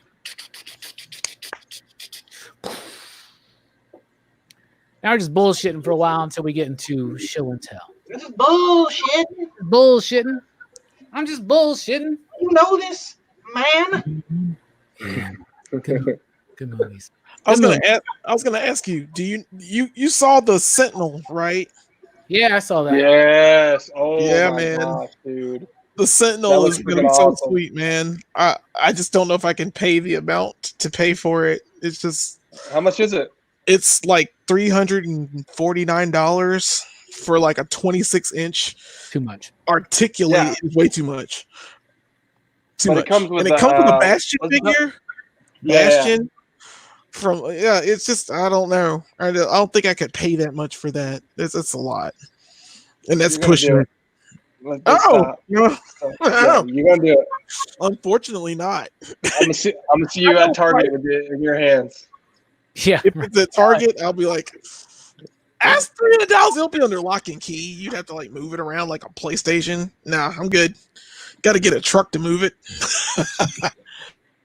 But it looks sweet. I like it. It lights up. It's really cool. Robbie, do you have a picture of that? No, I'm pulling up something else because but I was just asking. The thing that pissed me off today was or yesterday was, first of all, they're doing the SPD Ranger, the Omega Ranger, as an Amazon exclusive, right? Mm-hmm. And I'm really cool with that.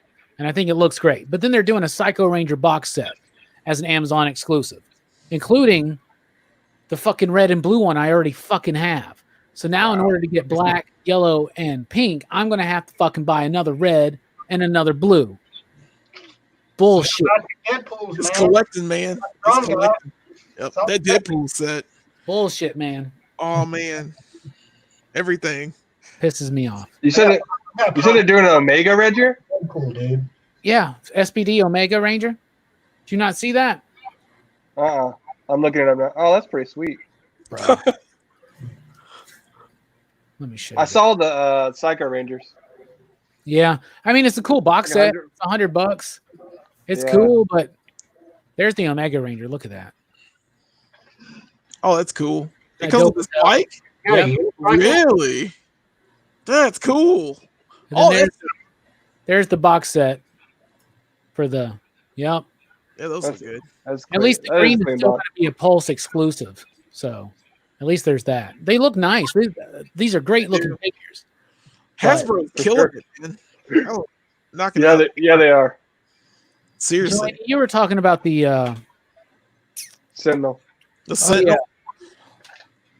Marvel Legends Sentinel is insane. But I'm not that price point.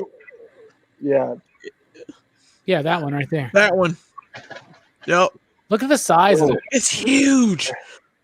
Actual 26 size. inches. Actual size. Yeah, it's freaking enormous. 26 inches is crazy because my Galactus and the other Sentinel I had were they're like 18 inches. Yeah. So it's huge. Nowhere It's gonna be bigger near. than those ones. It's gonna be bigger than Yep. those ones. Yep. But 350, that's absolutely insane. nuts. But like that's a Marvel Legends Wolverine right there. You can just buy the parts. You can make that the Build-A-Figure / figure set, and just buy. You can buy all the pieces to make one. But You gotta do still, it, Delaney. Does it come with Bastion? no. Does it come with Bastion? It comes with Bastion. That, Yeah, it does. Everything in that picture. Everything in that picture. That's cool. The Sentinel Prime head that comes with Bastion. Should be like 120 or something. Yeah, 120, 130. That's how much the 18-inch would be nowadays. Yeah, I would buy that. So but you then You that could have this. I'll never. You could have I'm gonna put Sentinel. that. I don't care. You can have a Sentinel, or you could have an arcade one-up machine. And then you're making me get it because the secondary market, if I get it, it would be like $1,000, and I'd be like, take a piss. no, pass. That's too much figure, man. It's nice though. It's big. It lights Did you up. see? Really? Really? Did you see? It's not worth $400, I see- though. Huh? I see Fable with a comment in the chat about the Transformers Back to the Future Walmart Oh, yeah. exclusive. You saw that? Yeah. What about them? Yeah, that looks I dope. want to see that junk, man, because I got. But Ecto apparently, Tron. they already sold out on. They're making like a Fable. DeLorean Transformer or something. What? So they're doing a comic book where, the DeLorean's going to turn into the Transformer, and then they're coming out with a toy exclusively. Yep. Which is awesome, right? Like, I It's a totally thing. want that. It's a total thing. So Fable said that they sold out the pre-order on Walmart, but Hasbro is going to do it on their website too, so be on the lookout for that. Okay, I'll check it out. Yeah, I'm all Yeah. about that life. It looks clean. Yeah, it does. I want to get that. I want to see Knight Rider. I'd love to see there'd be a whole They're bunch going to do all of them. They should make the Turtle Van a Transformer. Yeah, Turtle Van. Yeah. Yeah, I all wish I those. would have got the Ectotron one. I didn't get it. Yeah, I got Ectotron. Oh yeah, you saw it. Yeah, That thing is I know. awesome, dude. And he transforms. I transformed him after I showed him off before, and I was like, Yeah. it does look good with those other figures, like just standing there. Mhm. If he had the same lightning or the photon blast, it would be awesome. That would be like one of the best figures. But he looks better as Ecto 1. I like Ecto 1. I want all the cards from every show I love. The Back to the Future one, they only made like 1,985 for 1985, the year the movie was made. Wow, So I thought that was cool. that is pretty cool. But then Robbie was saying it's going to come out on Hasbro later. So Okay, thought it's I gonna will be on definitely there. check it out. The Pulse site, I have it up already. It's one of my tabs. It's about the gigawatt, right? Yeah, Yeah, they Gigawatt. you should- announced it. They said that it would be Walmart exclusive first, and they're going to have the numbered ones. So the numbered ones are out. Like they sold out within fucking seconds. Apparently, scalpers got. I mean, because that's just how the same thing happened with the new Ghostbusters ones. Yeah. So, but I'll double check that. But I'm pretty sure that Gigawatt is going to be also at Hasbro. Okay, I'll check that out, man, because I want that live. Yeah, but Hasbro's we're not going to killing be it. able to get it at first. At first, it's going to be the Walmart shit. So, Yeah, but then Walmart. Maybe they didn't put all of them up for Right. pre-order. You know what I'm saying? Like because they sold out the Ghostbusters on pre-order, but they're out on shelves. So Right. there's obviously who knows, but there are only 1,985 of them. yeah. It's currently on eBay with Much. prices above $500. Nope. Jeez. Never mind. Pass. Yeah. However, it's supposed to launch again in looks so a non-numbered run this October via Hasbro Pulse. It's so So- clean. And the second release will actually have the Transformers Back to the Future comic book series in it, which I think is cool. So That's cool. Okay. You get I something for would it. say You get something for waiting. Have the comic to go with the figure. but Yeah. here's the thing: is if I would have got a pre-order in on a numbered one, right? That would be cool, but then I wouldn't want to open it, So Right. Yeah. You got to get one to open. I know that there are course, plenty of people that think that you shouldn't open your toys, especially as an adult toy collector. That's fine. You do whatever the hell you want. But to me, it's absolutely fucking ridiculous to buy a Transformer and not open it. Because then what the fuck are you going to do with it? Just gonna look at it. Just going to look at it and be like, I hear it goes There it into is. a robot mode. Here's a picture. I was almost not gonna open this, when like you, because I know Delaney was even saying it's So worth mad. it's worth a lot. It's not worth really worth like that. Is it worth like $100? Well, you said? No, I don't know what It's it like is. 500 on eBay. Or maybe like 50 or something. It's only probably a $20 $75 figure, or I $80. think. But But dude, it doesn't do the It justice hits. in the box. It just Yeah. doesn't.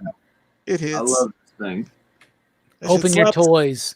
Make the boxed ones worth more. We're helping you out, y'all. Do it. I open vintage toys. Apparently, that's a big no-no that a lot of vintage toy collectors don't do. If you find it on card, don't open it. I mean, how many of those things I've opened up? Who gives a shit, man? It's fun. No, It's I fun, don't man. want like Until you want wind some up of the realizing boxes that are you got one crushed. worth a lot of money. Like I got that Michelangelo Invisible Man, you know? Oh yeah. That thing's like a $300, $400 fucking figure. Yeah. And I've never opened it. And I always intended on opening it. But I never did because I can't now. I'm not going to open. If some shit happened in my life, some crazy shit where I needed some money, I got one fucking Sitting toy that right can give there. me a nice chunk of change. If Craig and Smokey had that goddamn Michelangelo figure, they'd have been fine. They'd be like, "Here you go, big worm." He'd be like, "Cool. Here's another 2 ounces of weed." By the way, their weed in the First Friday looks like the same kind of weed that we used to smoke when we were like 19. that Reggie Brown, that downtown. Yeah, right. That swagger dude. But then, in next Friday, I do like how they introduced a next level chronic. But that's something that also happened at time. I mean, imagine if they did it today, there would be like dispensaries and shit. Like falls over. Yeah. Nephew, what the hell you doing to my woman? Woman, what the hell you doing to my nephew? Smokey Uncle's house all you want, as long as you share that. Yeah, as long as you let me hit it. Justin Birch in the building, everybody. Comic book letterer, professional creator. What up, man? Weird flex. What's up, brother? Weird stretch. Dylan, I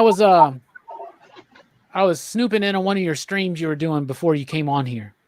Oh yeah. And 1-2 was telling you about Vampire the Masquerade. That's a vault book. Is it? Yes. You didn't say that. I looked it up and I didn't even I know. I was like, tell him it's a vault book. Tell him and I was watching on my TV, so I couldn't comment. But I was like, tell him it's a vault book. Tell him it's a vault book he sold. Adrian actually the other day sent me the first 3 issues of that. So I haven't checked it out, but I'll let you know if it's good. But FOC is this week, and there is a $10 foil variant that has to be ordered by this Monday. Your shop, ain't going to get it. So if you want it, you let me know. I got you. It's a $10 freaking foil. It's already automatically $10, but it's a foil cover. Yeah. Yeah. I got Bro, you just need to go ahead and set up a subscription box at the Deep. I know. I do have a box. I just don't have. I told him I want to figure out some indie titles to just order through him. Yeah. Like I still haven't Dylan, gotten. I don't want to burst your bubble, but you ain't got a box. You got a tea box, buddy. That's not a box. Oh, I'm not a pole box. You got a scrubby box. That's what you got. You got this dirty. Those are dirty boxes we keep in this dank basement that we got. This just gets flooded every fucking week. Oh man. So when you get them with the water stains, you'll be like, damn, that's why he gave me a good deal on it. Right. And I just want you to know I sold your copy of Firepower to David Hatch. But then I got a new one. But I got more in. Strickland was there. Don't say goddamn. Strickland was there. I even told him. I was like, I'm going to sell him Dylan's. Yeah, he did. I was like, that's savage. I was like, I'm going to get more next week. I know you really great book. The really good book if y'all haven't read that. I got to put that on my poll though, because I know issue 1 and 2 come out in a couple weeks. Yes. He still hasn't given me. He said he got the free comic book day books, but he's like, I'm just holding them, waiting. And it's like, well, yo, these are coming out like weekly now, so it's like, let me just get them. Mm-hmm. Especially like I want to have it by the time I get that trade from you. Yeah, Brooks, did you read the Firepower trade? No.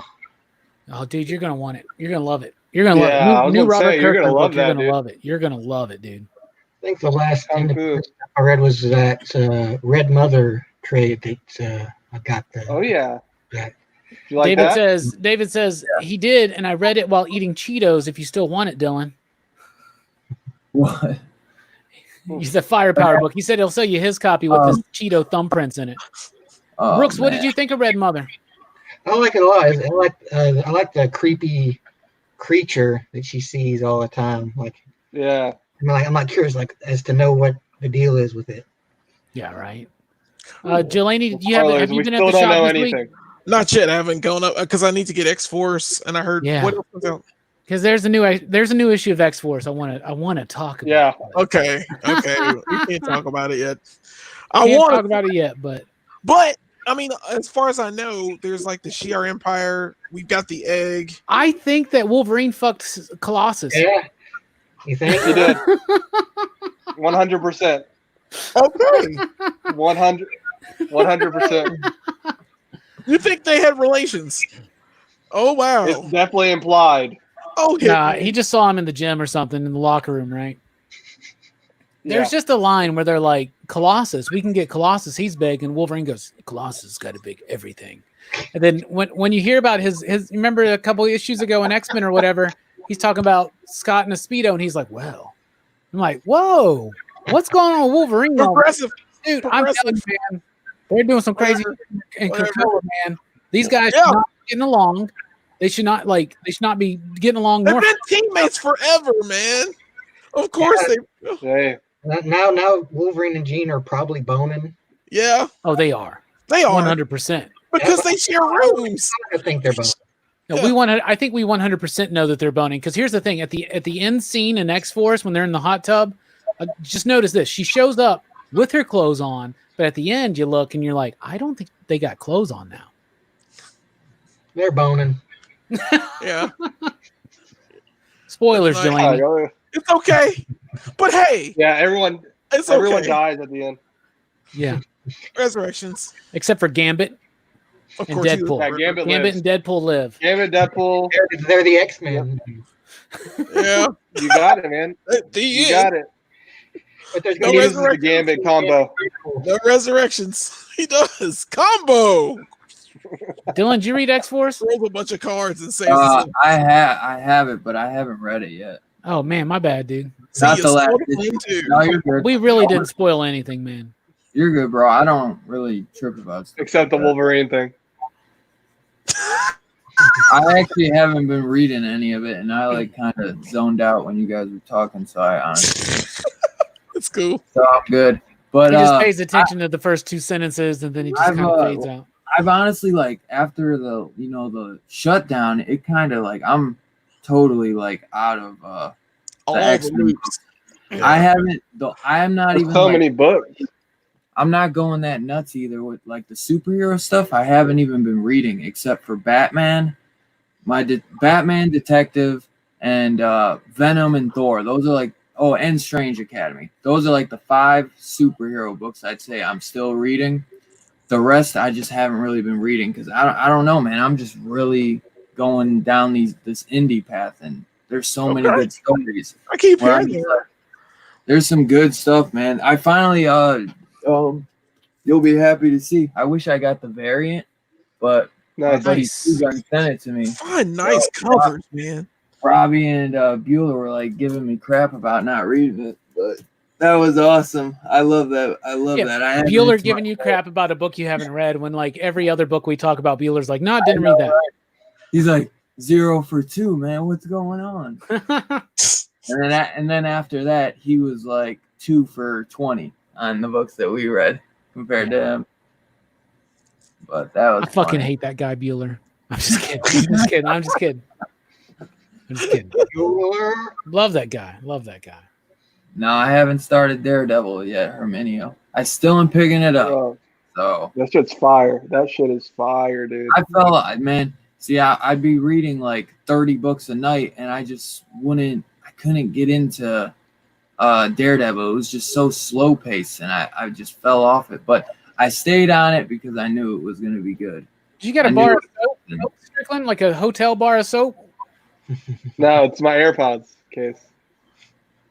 Oh, I thought it was a little hotel soap too. Yeah. You know, I like rubbing his play. hands. Has a bar of soap in his hand? Man, you know when I'm with the homies, I just play with the bar of soap. I keep myself clean, bro. You said Wolverine, and I was like, Clean it up in the Kinko's. Hey, did you read that Everglades though? That Everglades Angels or whatever it was. Yeah, do you not watch my weekly comic book review, Dylan? I wow, you don't support the YouTube channel, man? I told Come on, you dude. it on IG. I Just forget messed what up. you said about it. I was messing with you because that's what I tell Strickland every time he asks me about a book. I'm like, don't you watch my fucking show? Literally, that's how it goes. Like, I don't expect to anybody watch a 45-minute fucking rant on me. I and do Disney talking watch it. about comics. I watch the whole thing at work, bro. Sure. no, don't make excuses for him, Dylan. I put it in Robbie's my selfish. thing. Robbie's selfish. This is how it goes, right? I take home books on Tuesday. I take home books home on Tuesday night to read too, and so Wednesday morning I want to come in the shop before we open, and I'm like, "Yo, let's talk about some stuff." He's like, "Oh, you didn't watch my YouTube?" I'm like, "Dude, I don't know. I didn't watch the whole thing. I flipped to the good stuff. I don't read all the crappy books." Basically, I'm like, look, I've already said what I wanted to say. Watch the fucking video. Well, I guess we'll never have friendships or relationships joking. outside of pop culture philosophers. I'm just joking. He talks about 50 books in 45 minutes without taking a breath. I might have forgot one of those books you mentioned. Yeah. Yeah, you piece of shit. By the way, right? Robbie's leaving work yesterday, and on the way out, he calls me a piece of shit. And there's a customer right in front of him, and the customer thinks he's talking to him. He's like, "No, sir, I wasn't talking to you." Customer's like, "What'd you say?" And I was like, "I was talking to him." That's what we do. It's our sense of humor. Every time, like, It is. when we see each other, I'll be like, "What's up, Strickland?" Be like, "What's up, you piece of shit?" What you guys said to me last time I went to the comic shop. What do you say? Yeah, you son of a bitch. Where's my money? Where's your lunch money? Yeah, Chop right. it up. Give me I your gotta lunch get money, some buddy. chocolate milk. But no, Strickland, we do talk about the comics. Dylan, Everglade Angels, I thought was okay. I think hardcore horror fans will like it. It's kind of tropey. It's all right. The art was decent, but it wasn't anything to like write home to mother about or anything like that. But it was okay. The Jay Lee cover was dope as fuck. I don't know if we have any more of those left, but that cover The was VHS dope. one? No, the Jay Lee variant. They did these variant covers that you retailer? can. What's that? Was that the retailer instead of? Yes, the one that you can get directly through their website. As retailers, we can order directly through Scout now, so we do that, and we get special covers and shit like that. But the Jay Lee cover was fire. But they did do a randomized variant of the A cover in a VHS, like old school VHS format, like Dylan was saying, that they randomly threw in. But we only got one copy of that, but so we didn't get the VHS one. But we only got one copy of cover A, and the rest of them we got cover Bs. Or the Jay Lee cover, which was dope. Really good cover. Yeah, because I'm debating on what you said. If you're a hardcore horror fan, maybe, but yeah, because it was it sounds intriguing, but I don't know. It's about this like baseball or softball team, like this all girl team, and they're on their way to a tournament in Miami, and they get distracted to go to this party, and then it's all set up to wind up they're getting kidnapped by serial killers. So Wow. it's kind of got a little bit of a Texas Chainsaw Massacre almost kind of vibe, a little bit. Yeah. But something like that. I thought it was decent, but it wasn't anything like, it wasn't a must read, Right. but I did like it. Maybe it's something I should just get in trade or something.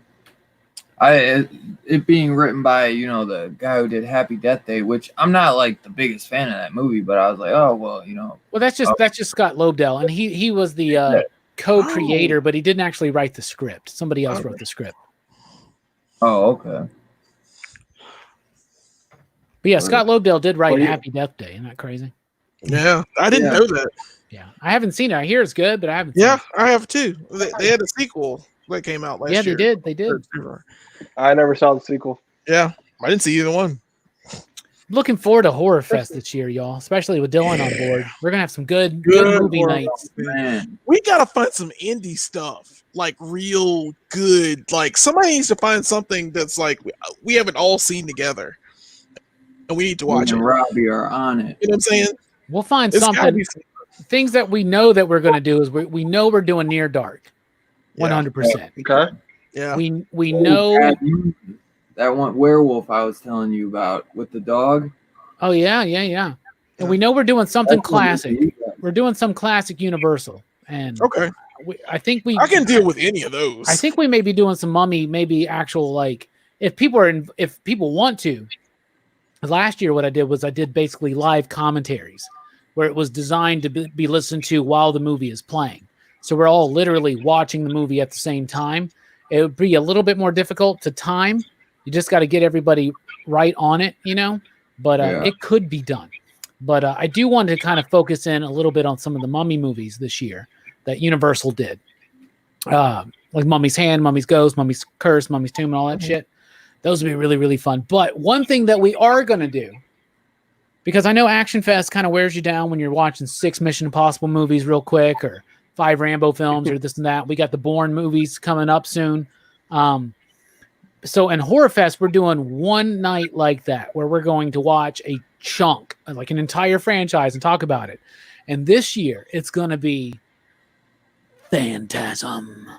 Oh wow! All 5 Phantasm films. Really? It's an excuse for me to rewatch them all, including the shitty ass number 3. But also to watch number 5 for the first time. I've never seen it, so I'm kind of pumped. So I watched all of them like a year ago. Did you watch the 5th one? Yeah. Was it okay? It was okay. It wasn't like horrible, but it kind of like changes some things. See, they never. I like some 1. People I know hate it. I really like 1. 2. 1 is good. 2's okay. 2 is okay because 2 okay. makes 1 make more sense. Yeah. 3 is terrible. 4 to me is interesting because I don't think I watched 4. I didn't watch 4.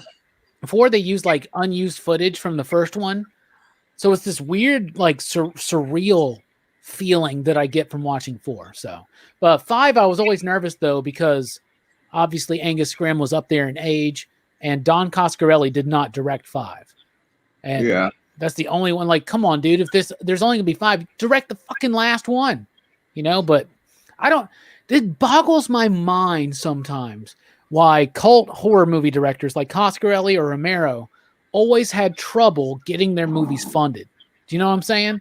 And they're geniuses. Who wouldn't want to give Romero money to do it? But they want to give him money to do a zombie film, you know? And that's the thing. He's like, he didn't want to do a zombie film. And Coscarelli didn't want to just probably keep making Phantasm films. You know what I'm saying? So, I don't know. You branch out, but still, you bread and butter, man. You go for it.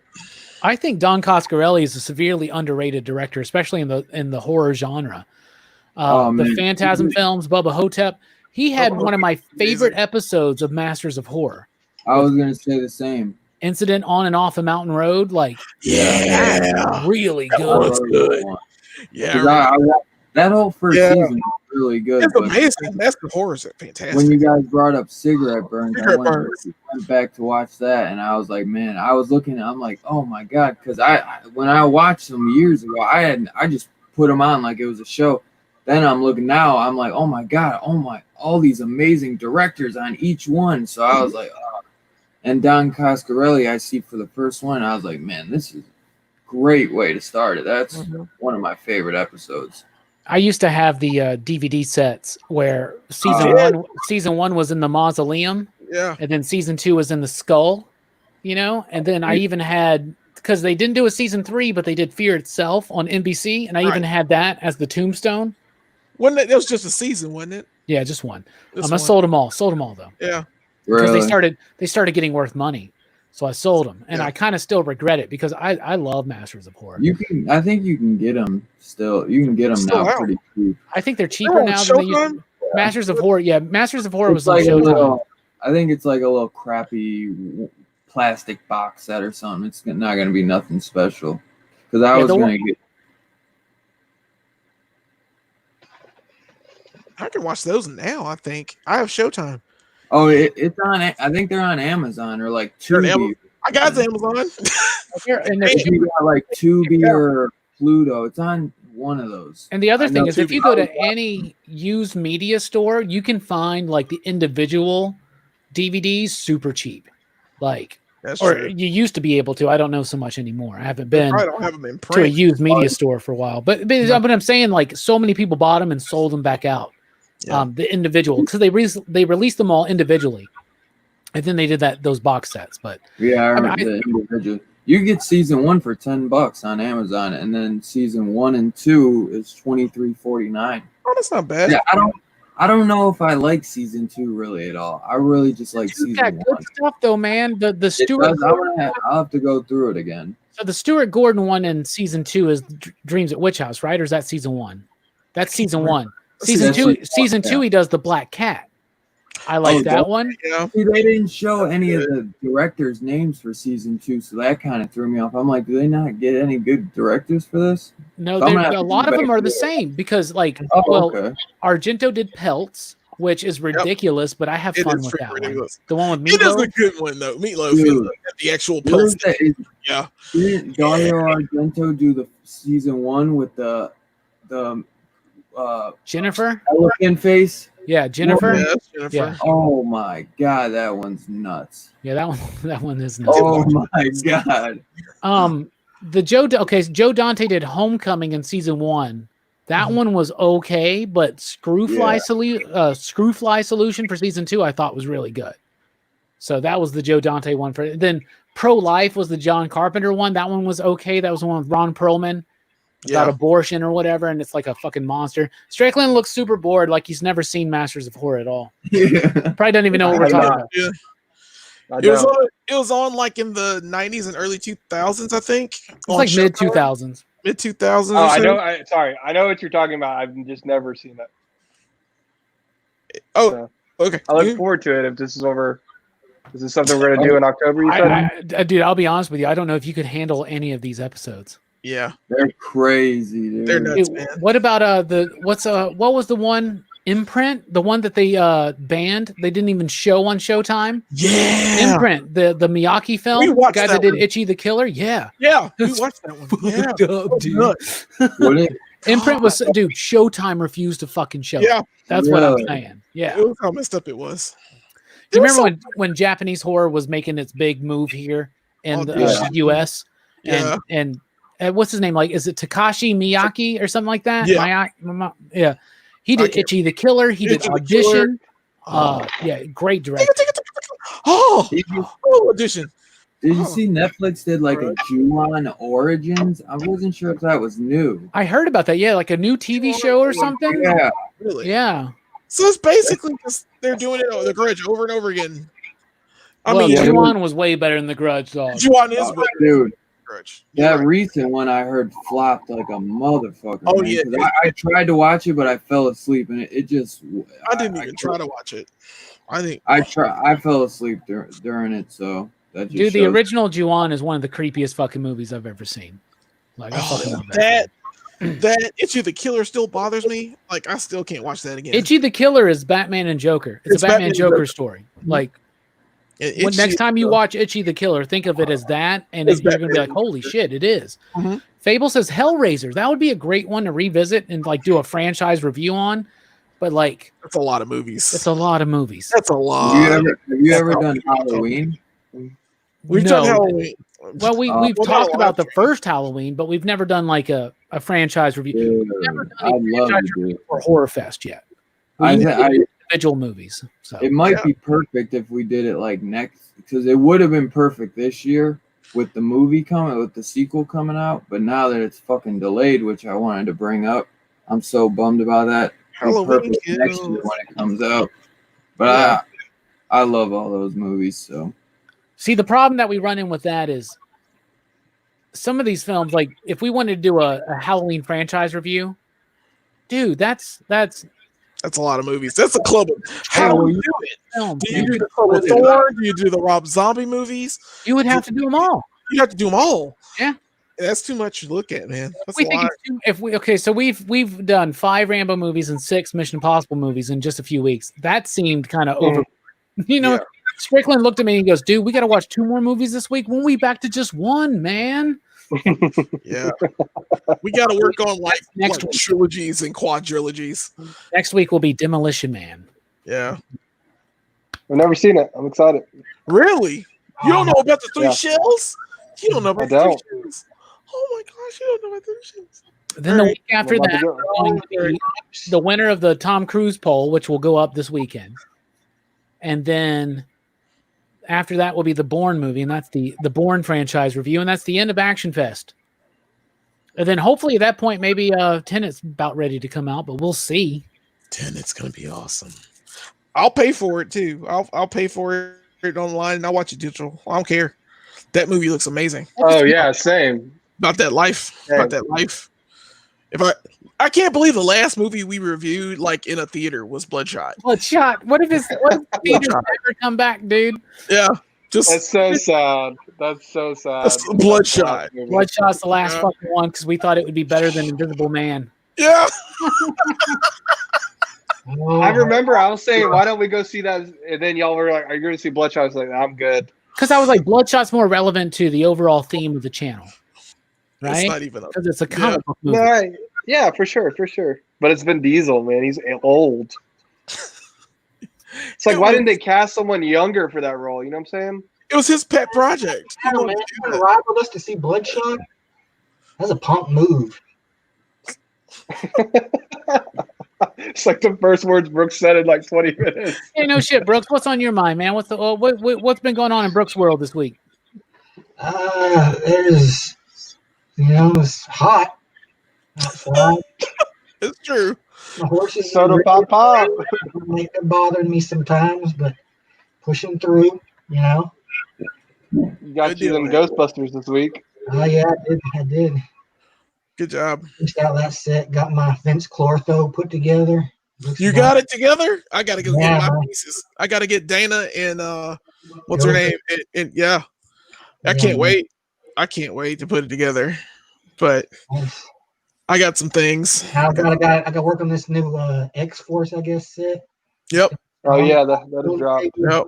You gotta buy a pirate Deadpool figure. That Deadpool's the first one I'm gonna get. really the pirate one? It's a good start. Man. It's a good start. Deadpool figures are awesome. I love them all. In fact, when I get this X-Force set, I'm moving my X-Force figures to another section in my house because I'll have a full X-Force on top of all those Deadpools. Because I own like X-Force Deadpool, and I was like the only Deadpool I was like 6. needed. Yeah. It was like, I'll take a Get pirate. the pirate.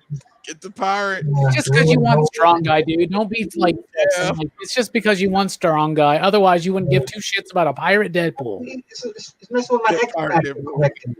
It's a Ricky Rich on a pirate ship. Yeah, they said build a picture of a Deadpool pirate ship. That would be Yeah. Wrench on a pirate ship.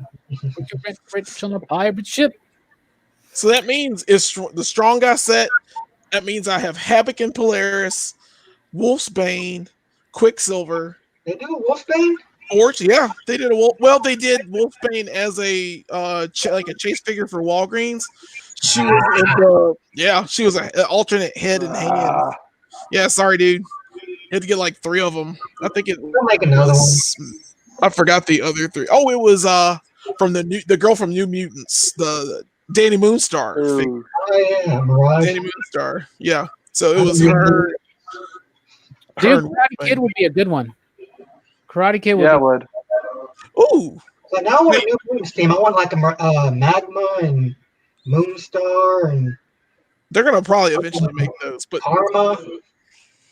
If we did Karate Kid, we don't have to do the reboot and we don't have to do the next Karate Kid, right? We can just do the first 2. we'll just do the first 3. Yeah, just first 3. That would set you up for That's the TV original. show. Yeah, that's the original Tridge. I'm not watching the whatever his name is. I'm not. Will Kid. It's I can't think of his name. Jaden Smith. Jaden. Yeah, I was gonna. I don't know what I knew it was something with a J. I couldn't think. I haven't watched that one. I don't think I ever will.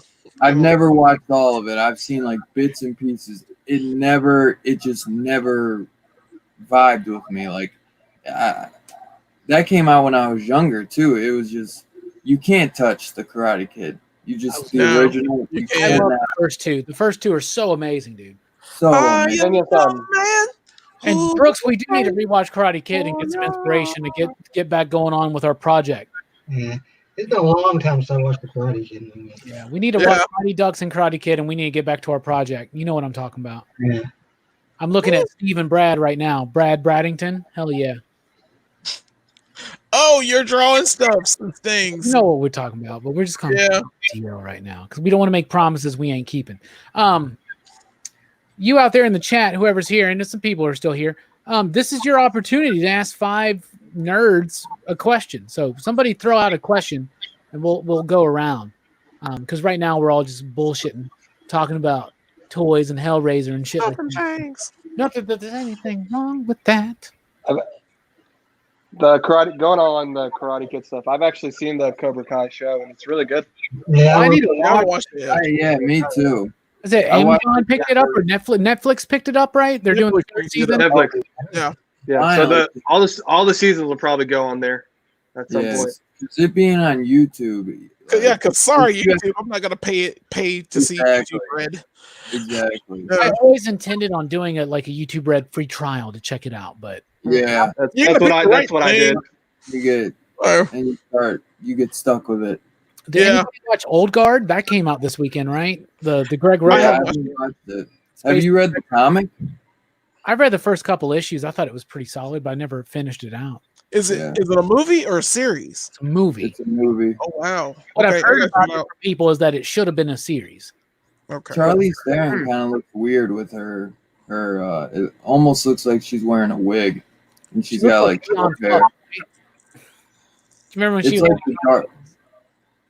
I like her with blonde hair better than all black and short and like combed to the side, whatever the hell she's doing. Same way about you, Dylan.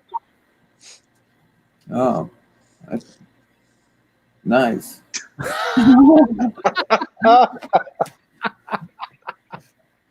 I'll comb it to the back, not to the side. Anyone used to have the Karate Kid action figures? I had a couple. I don't think I had them. The animated show. Yeah, I only saw it once. Karate Kid? Wasn't it? It was on NBC.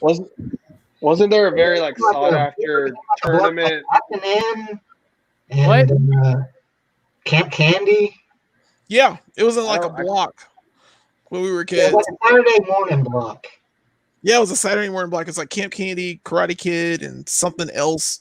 But it was like 3. Yeah, and it was all on NBC. When we were kids. But yeah, wasn't there a very sought after toy line tournament kit with Johnny and what's his face? You talking about making this up for the toys? Yeah, for the Karate Kid toys. There's the tournament ring that I always. Yeah, that's what I'm talking about. Never even seen this in real life, but it's got I think it's got a real timer on it or something like that. Yeah. They also had a dojo set. And, I do remember that. Kid figures were very much like the Mr. T figures and the A-Team figures, like that. They were very much like that. Yeah, I never owned any. I had a couple in the store. I never owned them. Let's go back in time real quick. This is super fun to me. One of my favorite things about reading old school comics is seeing the ads for the new Saturday morning lineup. You know what I'm saying? So you guys know what I'm talking. Remember, I don't know. Yeah. Saturday morning. Yeah. So here's one. Let's see. What is this? Oh, Valley the Partridge Family and Shazam. Yep. Okay. So these are a little bit before our time right here. These are much older. Here's one from our era. Mr. T Smurfs. This is the NBC lineup. This is the Yep. Oh, Shirt Tails. Hell yeah. I remember all of those. God, I watched all of those. And it ended with Thundar. Dude, here's a cool ad. This is a neat ad because you'll find this ad in Marvel Comics and it's got Superman on it. Yep. That was a good show. Ironic. Man, I'm finding old ones there's the new Fat Albert show. The Bugs Bunny. Man, we're going old school. Oh, here's one we'll remember. Oh man, Spider-Man. Alvin and Chipmunks. Snort. Come along with the snores. Kit video. Wow. Gummy bears. This is NBC. Yeah, this is great, This dude. is amazing. There's the Starcade one, Meatballs and Spaghetti, Pandemonium, Gilligan's Planet. I remember watching. Oh gosh, Watching I miss cartoon shows. What happened to cartoon shows? these are older. This is before our time right here. Yeah. Yeah, the Lone Ranger. Cartoons have evolved into Rick and Morty. There you go. Look at Yeah. that. Pole Position, Muppet Babies, Dungeons and Dragons, and look, Richard Pryor with Pryor's Place. Oh my Wait, god. what? Yeah. He Is that a doing cartoon show? Richard Pryor doing an Yeah. animated show? that. No, it was him live action. Yeah, it was live action. Hulk Hogan. The Hulk Hogan show. The These are really old. Let's go 80s. Let's see 80s.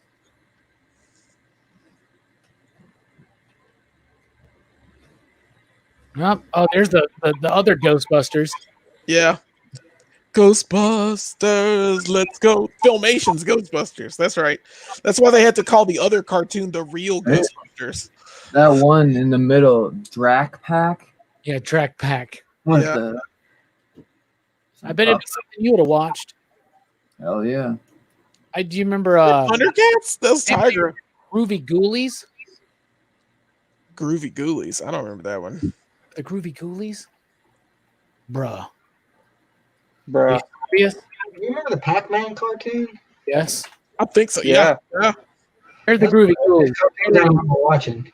It was a band of like I remember them. That was Yeah. on ABC. That's Yeah. right. That's like Adam's Family animated ripoff. A lot of tunes. I used to love the animated Addams Family series. Yeah, that was funny. Yeah. Old Wednesday. that came with boards and stuff they could chop in half. I remember that. The Karate Kid does the crane kick on the I remember that. Mhm. Hell yeah. Good shit.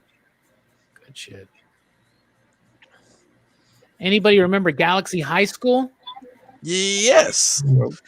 I think I remember Galaxy High School. I remember Bionic 6. Bionic. Six. Ooh, We ooh. fight together. We fight for right. Oh, they were cool. Too for Bionic 6, man. Yeah, man. Diecast metal. The Y'all old as downside hell. to those. Yeah, Strictly man. like y'all are old as hell. What the fuck? And the arms kept breaking off. Oh, God. I had all Bionic 6. Cartoons was Ben 10. What the hell are y'all talking about? Nah. Alvin and the Chipmunks, dog. Oh yeah, you were live. Dylan, I was there. I was there. I Oh see yeah, it. name one chipmunk. Alvin, Alvin. Simon, dude. And how about Dave Seville? How about that one? Bam. Here's the Me- big question. Anybody The Frankenstein one? of any of the Chipettes? Brittany. That's right. I can't remember the other two. I I don't know any of the names of the I don't Chipettes. know. Yeah, I literally That's a shame. It slipped out of my brain somehow. They weren't there all the time. Is it Janine with the glasses one? Maybe. Okay. Brittany, Jeanette, and Eleanor. Brittany, Jeanette, and Eleanor. Jeanette. And Eleanor. Eleanor. Yeah. Eleanor, what an old silly. Eleanor. Strickland's like Chipettes. What's Alvin and the Chipmunks? Just Bruh, kidding. on our Jason, friendship. you know what that is, right? You know that started out as a Christmas song. That was the start of Oh, Alvin. it is. That Christmas song. Chris. Really? Yeah. That was a good song. Really good. All they had to do was like speed up the voices. He never got that hula hoop. He never got No, he that. didn't. Never got that hula hoop. That's why Alvin was like, he just got depressed and faded away. He's like hiding out somewhere watching TV, chugging beers. Because Dave never gave him that hula hoop. It's all he wanted. All he wanted. Simon comes over. You play too much, Simon. You play too much. You play too much. She writing on Alvin's guitar. She's keying the shit out of it. Alvin. That crazy Chipetti again. Never learned to swim. She's scratching the car. You standing there, you ain't doing nothing. Oh Lord. You're just standing there watching. Eleanor, she knew all the bootleg snacks. Hugging and shit. Y'all wild, dude. Oh my God. Full circle. I don't want to come around here. Chipmunks live raw. We live rough. Oh man. I loved Alvin and the Chipmunks when I was a kid. Yeah. Remember the dolls, the plush dolls everybody had? I had Alvin. Yeah. I never had Simon or Theodore, but I had Alvin. And he had the pull string. I don't know where he is now. I had Theodore. But that was a cool. Yeah. I like those. I didn't have any of them. Oh. You can't get jiggy to this. That's his hula hoop. Now Robbie's going to spiral into a big depression. Get on eBay right now. We're gonna see if we find it. Hula hoop. eBay hula Plush. hoop bundle. Vintage. Anybody watching Stargirl? I haven't watched it yet. I keep hearing good things. I watched the first Yeah. episode. Y'all Bruh. seen the Endgame? I can get one for $10. Stop. You can get an Alvin for $10 or a hula hoop. For $27, you get one with a Christmas hat. Really? Dude, on It's card. better than me, like all three. In box is Simon 1983. Buy it now, $22.50. That is nuts. They are not expensive. Apparently, the hype died out. Thank goodness. Time to get them. Oh, $25. Movies that reinvigorate the franchise? Time to buy them. $25.99. Buy it now. You can get the cowboy outfit that you can put on them. They sold outfits. Oh my God. There's an Alvin the Chipmunk as Superman. $13.30. I need one with a hat though. Yes. Y'all That got is nuts. Buy it now, Alvin. Stop. for $10.99. Look at that. Look at that. You are Stop. kidding me. Stop. Look at that. That I want it. Oh my $3. God. $3. Buy now. 80% off. That is nuts. That is $3 you can put towards a Sentinel. Don't you dare. I am never buying a Sentinel. Don't worry. I got Sentinel. Okay. Sentinel will First of be all, good out of at all the you. people Yeah. here who's gonna get it, you know it's gonna be Delaney. dudes. I next bet week, money showing on up, it. like, I got these Alvin and Chipmunks pops or plushes right here. I am totally getting this. Where's the pull string? Does the pull string work? I'm all about this life. I was asking about the Stargirl Listen. thing. I just watched their Halloween episode, and they're at this Halloween party, Mhm. and Courtney has to like take a fake costume from someone or a costume Yeah. from someone. Like there's this dude that gets drunk and he throws up, but he's dressed as Gizmo. So she's walking around this big ass Gizmo like helmet Oh, mask nice. type thing. I thought it was super cool. Nice. Thinking of Yeah. the plush chipmunks made me think of the plush Gizmo that I never had when I was a kid that I still want. So maybe I should look at them. I bet that one's expensive. Yeah. That's nuts. These are all. I'm sorry. I'm still going through eBay. Lewis wants to find. Great. Lewis wants to know if we play any games. I'll start off. I don't really play too many games except for like old school stuff. I actually played games today. What I played today was I played Wolverine for the NES. Ah, And I got- LJN Classic.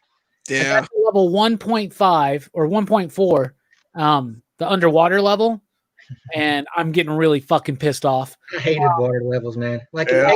X-Men You die so quick. Storm starts out in a fucking water level. I was like, Yeah. you get like the best X-Men and you get sticker in a water level? Mm-hmm. The Wolverine game's not as bad as I thought it would be because it's an LJN game, and we all know about LJN games. You know, they did all the like the shitty games. You know, if you watch Angry Video Game Nerds, you know what I'm talking about. Laughing, joking, numbnuts. The Wolverine was killing me, but I did today play through Vanilla Dome and the Sky Bridge. Mhm.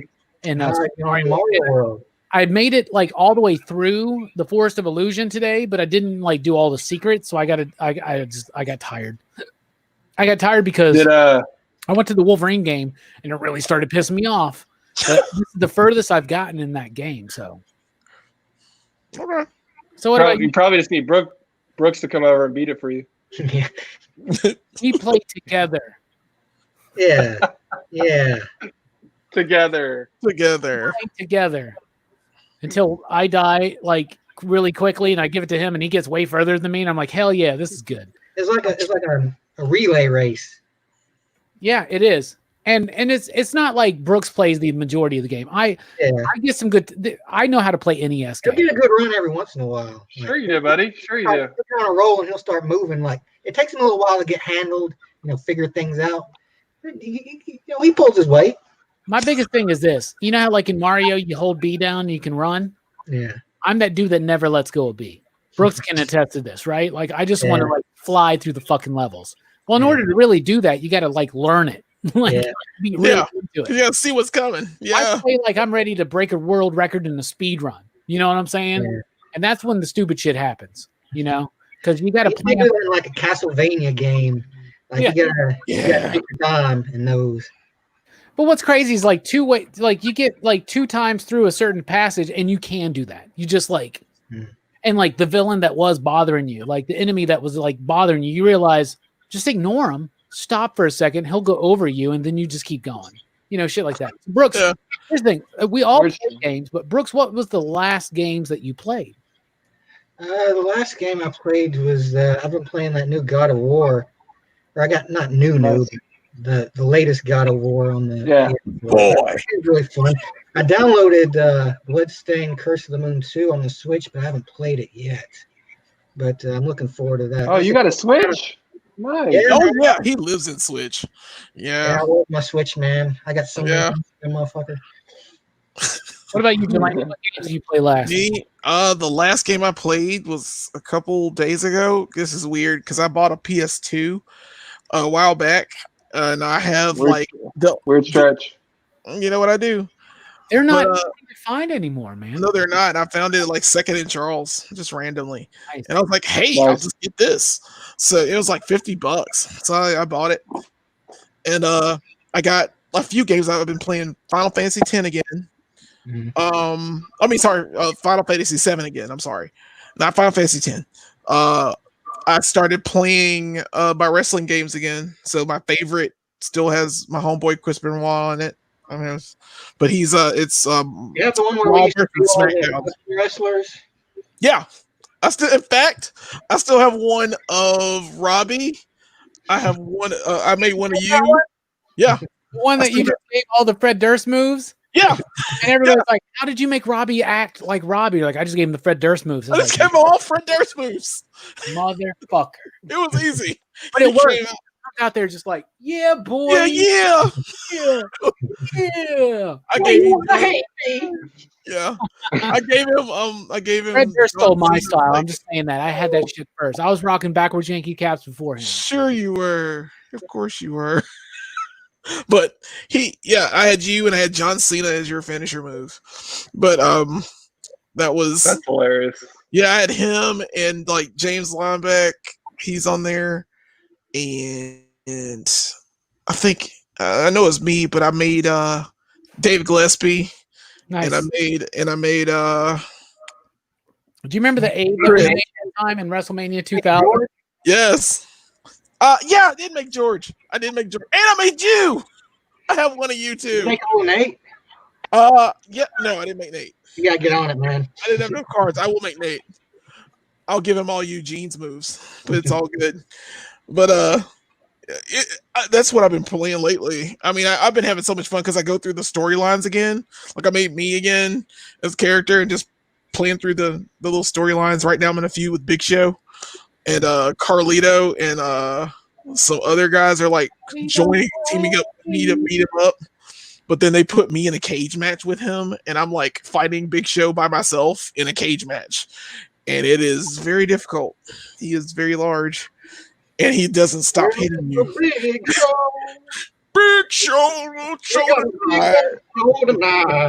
Another one I was playing today on old school NES was DuckTales, and I've been playing this off and on for the last couple of weeks, and I can't get past the fucking Amazon. So Brooks, you might need to come over and help the dude out. What about you, Strickland? What's the last games you played?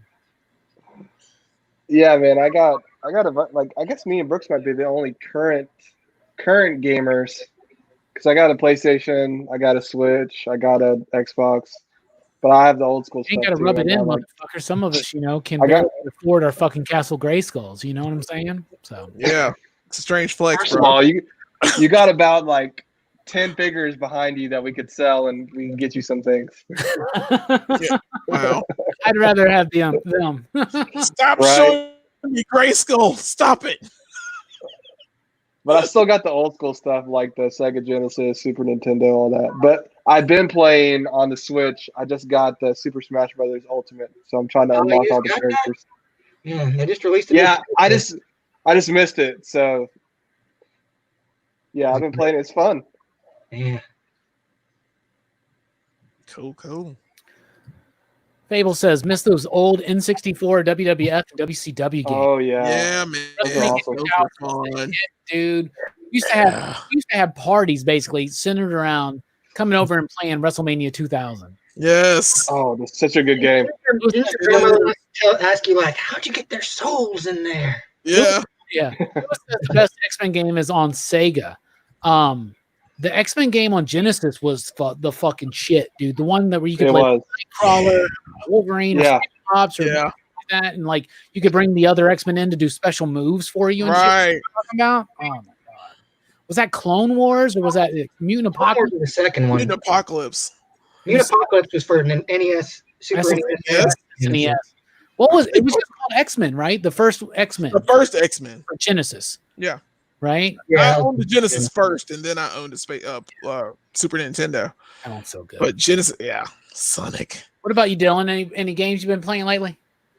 Not really lately. I haven't been playing that many games, but every once in a blue moon I'll mess with that Friday the 13th game.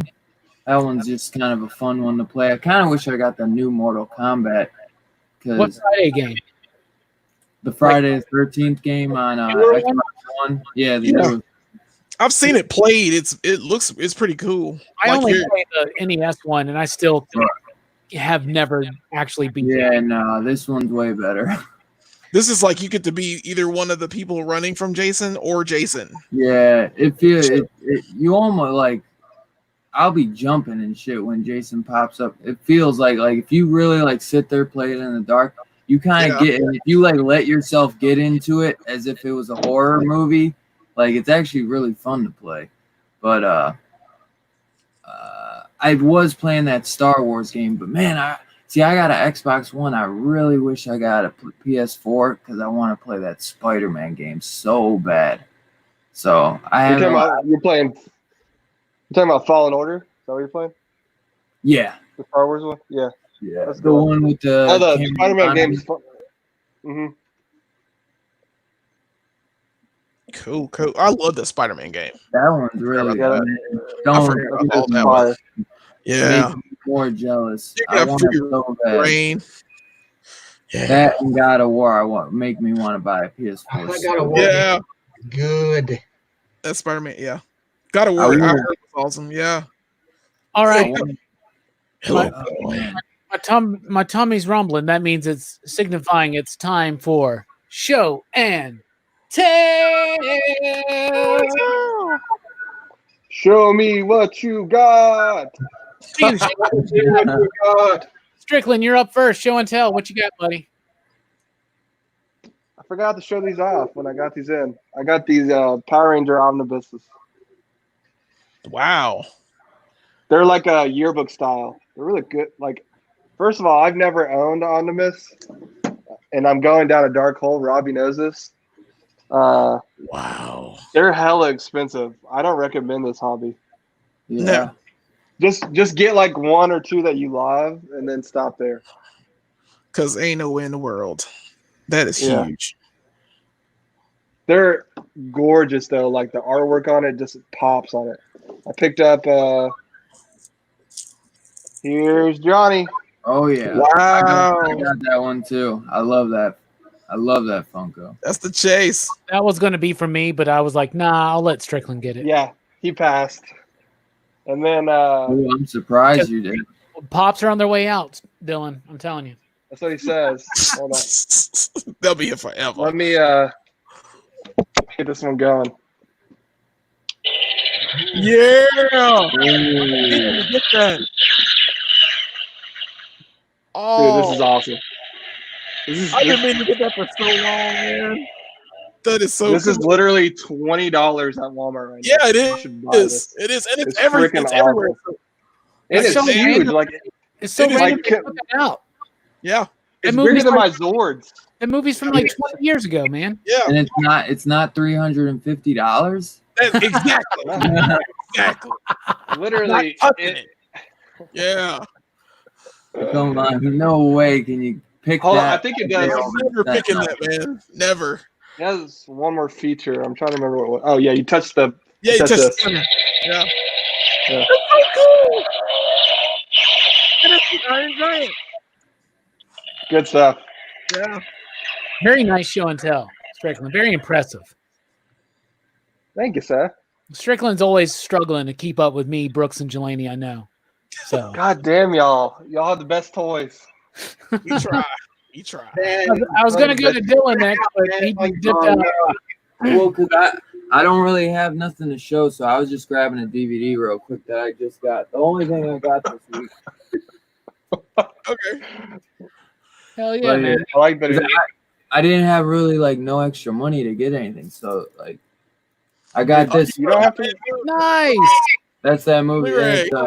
It's a Scream Factory one, so it's actually actually I've never seen there's like a director's cut on here because I've only seen like this is a highly underrated movie, man. So like it wouldn't even have a Blu-ray cut if it wasn't for Scream Factory. So I'm like super hyped to check out the special features and see the director's cut, see it different. Like the difference between that and the regular one, because it says that's like a new thing on this. Like Yeah, it's a man. never before seen director's cut, which I had no idea when I bought it. And that's one of the ones that you're wanting to cover this year. Yeah. Yeah. Right?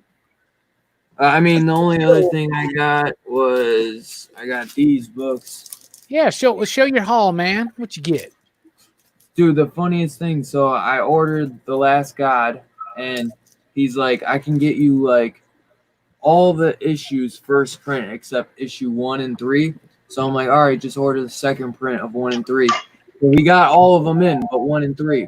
So I'm waiting, and then I'm looking on his wall, and I'm like, dude, you got 1. And then I'm looking, and I'm like, you even got 3. So I'm like, dude, they were sitting on your fucking wall. You never even had to order them. And I would have been waiting forever too. But That's so yeah, cool. I got that entire set, even the source book, Nice. which is like dope as hell. It's a really cool story. I don't know if you've been reading that one, Robbie. Well, if you watched my He doesn't- reviews, you would know. That Yeah, I saw you reading it. Yeah. and you did. He also doesn't know how to read. So there's that. Read And Dylan, everything. the other thing I need you to realize this too is show and tell doesn't necessarily mean like what you just bought. I was telling this to Strickland, I was like, you don't have to like buy new things every week for show and Just tell. Why you have to. You have. Yeah. Like Oh. I would one day, like next time we do this, if you ain't got nothing, Dylan, I want to see that damn Stay Puffed and that Jaws pop you got back there. Oh, That yeah. shit looks dope as hell. Oh man, I got a really good one. That one is like the one. It's got like just blood on it, but I got one. I don't know, like where he's eating Quinn, Oh, nice. Oh, wow. Oh, and he's got the machete, and he's like trying to stick it in, and that's the mouth cool. is like covered in blood. Fucking love that one. Speaking of mouth covered in blood, Brooks, show and tell, you're up. Wow. This is a new guy I got just so I could do. Well, Oh. Han Solo. it's Yeah, so Empire. Empire. like I took him out of the package, I put his blaster in his hand, and then like I just kind of messing around, I turned his hand sideways. I was like, He man, does That cool, was man. I do the head tilt too, and like sure enough, Yeah. That's what's up, man. Where's that Wookiee of yours? I like that, man. like originally that's what he was gonna say to Greedo before he shot him. Brace yourself, fool. Han shot first. And also figure I might as well go ahead And then show- John Witherspoon shows up and he's like, Nice. Solo. Nice. Chewbacca Were those comes the ones in. from Every Walmart? time I come in the kitchen, you in the kitchen. New kitchen. And then I got the real You ghost. got Ray. I'm gonna open it eventually. Yeah, I'm saving it for like a special occasion. There's Peter. Nice. Yeah. And Egon. Nice. Yes. And Winston. Where'd you find yours? Hey. I just stumbled on them while going through Walmart. Oh, that's right. I just saw them over there. I was like, man, if they have all four of them, I'm going to have to get them. And sure enough, they did. Cool. Great set, dude. Those cards look great too, man. Yeah, no, that's why I to open them because they look so good on those cards. They do. But I'm going to have to open them eventually. Yeah, you know you have to. Yeah. No, keep it on card. No. Toys Find another set. Open those. Yeah. Well, it's like if the price goes down or something, like why not? But Yeah, I'm gonna open the motherfuckers. That's another thing that I heard was Walmart exclusive at first. Yeah. And there's a lot of reason for why they're doing this. I was watching this Pixel Dan video and he was talking about how shitty the pre-orders and the packaging and shipping have been for the Ghostbuster stuff if you pre-ordered it back in the day. Yeah. Like you got those, Brooks, and found them on shelves before people that pre-ordered them back in Three of April. them found them. And some of these people got them and they came in multiple packages, right? They would come at different times, and sometimes they would come in just an envelope folded over. Right? Oh, it'd be bad as hell. Oh my god. That's just crushed. That's just a crushed box, man. Whether you're gonna open it or not, you don't want it fucking folded over. You know? The only one I got so far is the Stay Puft I have right up here. So, but I'm supposed to have the other ones in, but my homie hasn't brought them into me yet, but that's gonna happen. So I plan on getting them. Sure. Those 4 and the slime are on the way. Oh, shut the fuck up. I got a goddamn Gray Skull. What do you got? Some goddamn Power Rangers books? Big deal. I got every issue. Multiple fucking variants, asshole. Anyway. Am I boring you, mate? Laney, show and tell, you're up. All right. I got a few little things. First, I wanted to show off. I got the Scoop figures, or some of them. I got Shaggy. Yeah. I didn't get Scoob. I couldn't find him, but his hand is all cocked. I don't like that, but it's okay. Jerking off. Jerking off. I didn't want to say anything. Yeah. You don't like cock? What? I don't get it. I'm just gonna say this, Jelani. You showed off. You're like, I bought these new Scoop figures. You fucking buy anything, don't you? Jesus Christ. The reason I got them, I'll tell you why I got them. Because I wanted these 2 figures, but the problem was they came in 2 different sets. So the other one comes with like a Muttley, which I don't use. The goop in them. What the hell is Muttley? To have a Muttley. Muttley was in. His partner in the work. Yeah, he was the bad guy dog.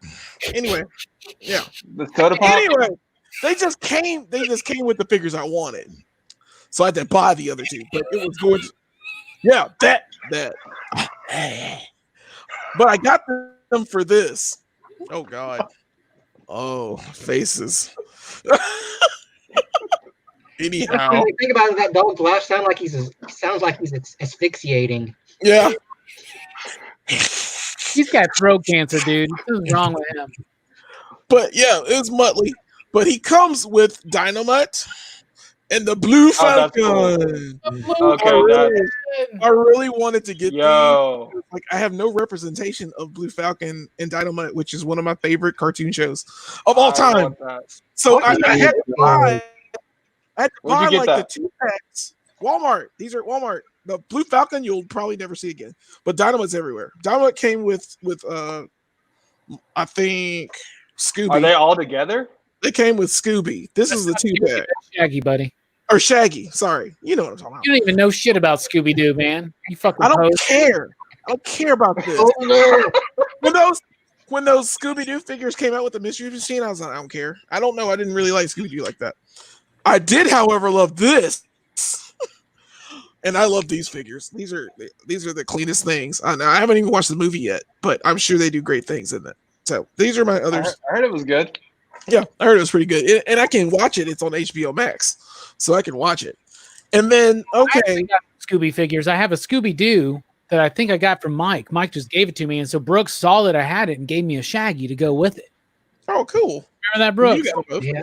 Cool. He's hard as fuck to stand up, though, man. He's got Yeah. some weird balance issues to him. Yeah. He's all like, "Ooh, I'm Shaggy." All right. And I got a few more things left. Well, actually, he stole my thunder. Thank you, Brooks, for stealing my thunder. But these are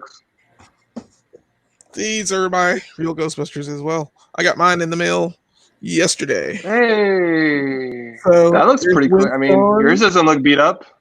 Yeah. Well, I found they were in a box from another Walmart, probably far away. But I got a good price for them. I found a really cheap set. That was Egon 2 for me. I don't think I'm gonna open these either because they look nice. And then Ray, I have my Ray. And then the first figure, I got Ray second, but these are the only two I got. So I got Peter, and Peter was my favorite anyway. But I only bought him when I was a kid, and I had this figure for like ages, and I think I lost it. And I lost the music of Dave Coulier better. You know what? I like Dave Coulier better. Oh no! I like Lorenzo music. I like Lorenzo music because he's a garbage. He's better than Lorenzo music. Yeah, but I like Dave Coulier, man. I thought I knew you, man. Like Coulier. Sorry, I love that show. Did you get the Slimer, the Stay Puft? No, I couldn't find them. I mean, they're at Walmart's right now. I found Stay Puft at the Walmart on Drake or near Drake. But weird stretch. I'm still I'm debating whether to open them or not. But that was my. Dude, I guarantee when I open them, when I get them, not only am I going to open them, I'm doing a whole separate video where I'm fucking opening them and showing them off because fuck it. I don't give a shit. All right. Go for it, bro. Yeah, I'm going to open them. The packaging. If I find another set, I'll buy those. They're worth money right now, dude. People paying a lot of money. You gotta let your toys breathe. I got these figures for like, I think it was like $70 altogether, and plus like maybe shipping, and that was it. And I was like, so it's basically I paid $20, maybe $20 over what I should have paid for them, something like that. Because they're like 15 each. They're like 15 each. Yeah. So I mean that was fine, but others since then have been like 100, 150, and it's like stupid amounts of money. So I'm like, I'm glad I got what I got when I got it. All right, Rockin' Robbie, show and tell, you're up. Oh, that's me. All right. First thing I want to show is my Silverhawks book that I have. This came with this is one of those things that came with a record, I think. Yeah. But I don't obviously have that record. We did an A-Team one that had that. Did that come with a Hardy deal? Oh, cool. It's from Peter Pan Publishing. Is that a guitar laser gun? What? That was a laser guitar. Yeah. It's like a guitar laser gun. Yeah, that's Melodica. Melodica's her name. But I just love these things, man. And you guys know how much I love Silverhawks. Silverhawks are awesome. Look at that. So I think that's cool. You got Tallyhawk on the back. Look, every word on the recording is in the book. Did you know that? It would be cool one day if I had like a record player and I could get the vinyl, and that'd be neat, you know? Yeah, I think that'd be cool because I'm right now I'm after Point Dread. Like I'm gonna get a Point Dread from my right. And it originally came with a record, which I didn't realize until just a few days ago. I got one I don't even use, just sitting over here. Does it need speakers? Yes. Well, no, I think it has speakers. It has speakers on it. Oh man, maybe, we should. Yeah, let's talk about that. That's cool. I do want to show this one off. Nice. Got my Ranger Slayer. Ranger Slayer. By the way, you still have mine, right? Yeah, it's at the deep. Yeah, cool. Just kidding. It's this one. I bought two of them. One to open, one to keep in box. I'm just kidding. I got my Draken right there. So I'll be opening these up on Sunday night. I'm going to be opening up the Ranger Slayer and the Lord Draken, which I could sell on eBay for $100 right now. I could sell that for $100, but they're re-releasing it, so who cares? Sell it for $100 and buy it when it re-releases. This is one that had been sitting up at the shop near the counter for a while, and then the other day I was just like, fuck it. And so I wanted to grab it just to read it because I was flipping through it, and the art's really good. I'm not an Anne Rice fan, but I did pick this up. Okay. right? But what I want to show you is the artwork. Holy cow, dude. This looks like some Sandman type shit, dude. Look at that. Yeah, it does. Yeah, it does. It's trippy. And I'm not really an Anne Rice person, but I'll definitely give this a read. Good. Yeah, the art looks fucking gorgeous, dude. Yeah, Look at that shit. that does look nice. Look at Osiris right there, man. Look at that. And it's a nice big trade, and it's just something that we were going to sell. Probably Super a cheap. decent red. And Yeah, I you got like one nice more big thing, because I love my vintage, right?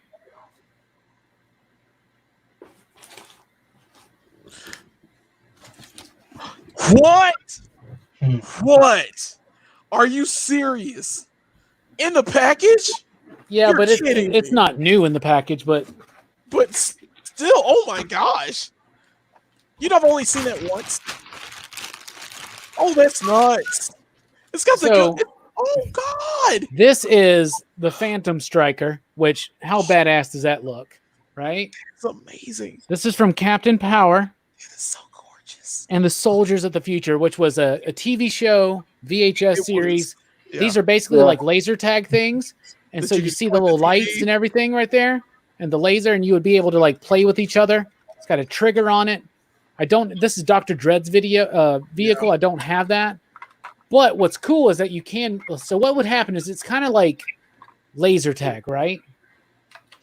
And if you have a VHS or whatever, you would play it on your TV, and there was like technology where like the lights would flash and you would have to hit the button targets or that- something like that. And if you got hit, this would happen. It And would blow up. your dude would like fall out of it and shit. But I don't have any. This is the only piece from Captain Power I have right now. only But seen that once. look how good that looks, man. That looks That's just amazing. such a badass fucking ship to have. Yeah. But yeah, it was this new technology. I have the shit, the The instruction. Play like gun games on modern TVs. no, you have to get one of the old like CRT TVs or whatever to make this work. But it does work with the other toys. So if I get other toys, we'll definitely. It's basically Shoot like them playing at each other. laser tag Yeah. with toys. So that's what I brought today. So Yay! That was nice. that was nice, wasn't it? Yeah, I like those. But I'm really the most excited about the Ranger Slayer. That's pretty fucking I dope. can't believe they already got a toy out for it. I mean, well, Yeah. I guess the issue should have came out months ago. So I do got one more thing I want to show that my buddy Mike hooked me up with. Oh, nice. From 1994. Very Oh, nice. How cool, man. Oh, that's from the movie. Spound. No, 94 is from the fucking This is first cartoon- couple years of the comic. book. The movie was Oh. 97. Wait, what year did 97, okay. Yeah. But how cool is that? Mike found that online and was like, I know you're a Spawn fan now, so you need it. And I was like, hell yeah, dude. Now You find used to rip up a Spawn. I'm gonna wear this comic next time I go to the grocery store, right? It doesn't matter. It doesn't work because there's a hole in the nose. Can't do it. Yeah. No, never mind. Electrical tape across the nose. Learn how to breathe through your mouth.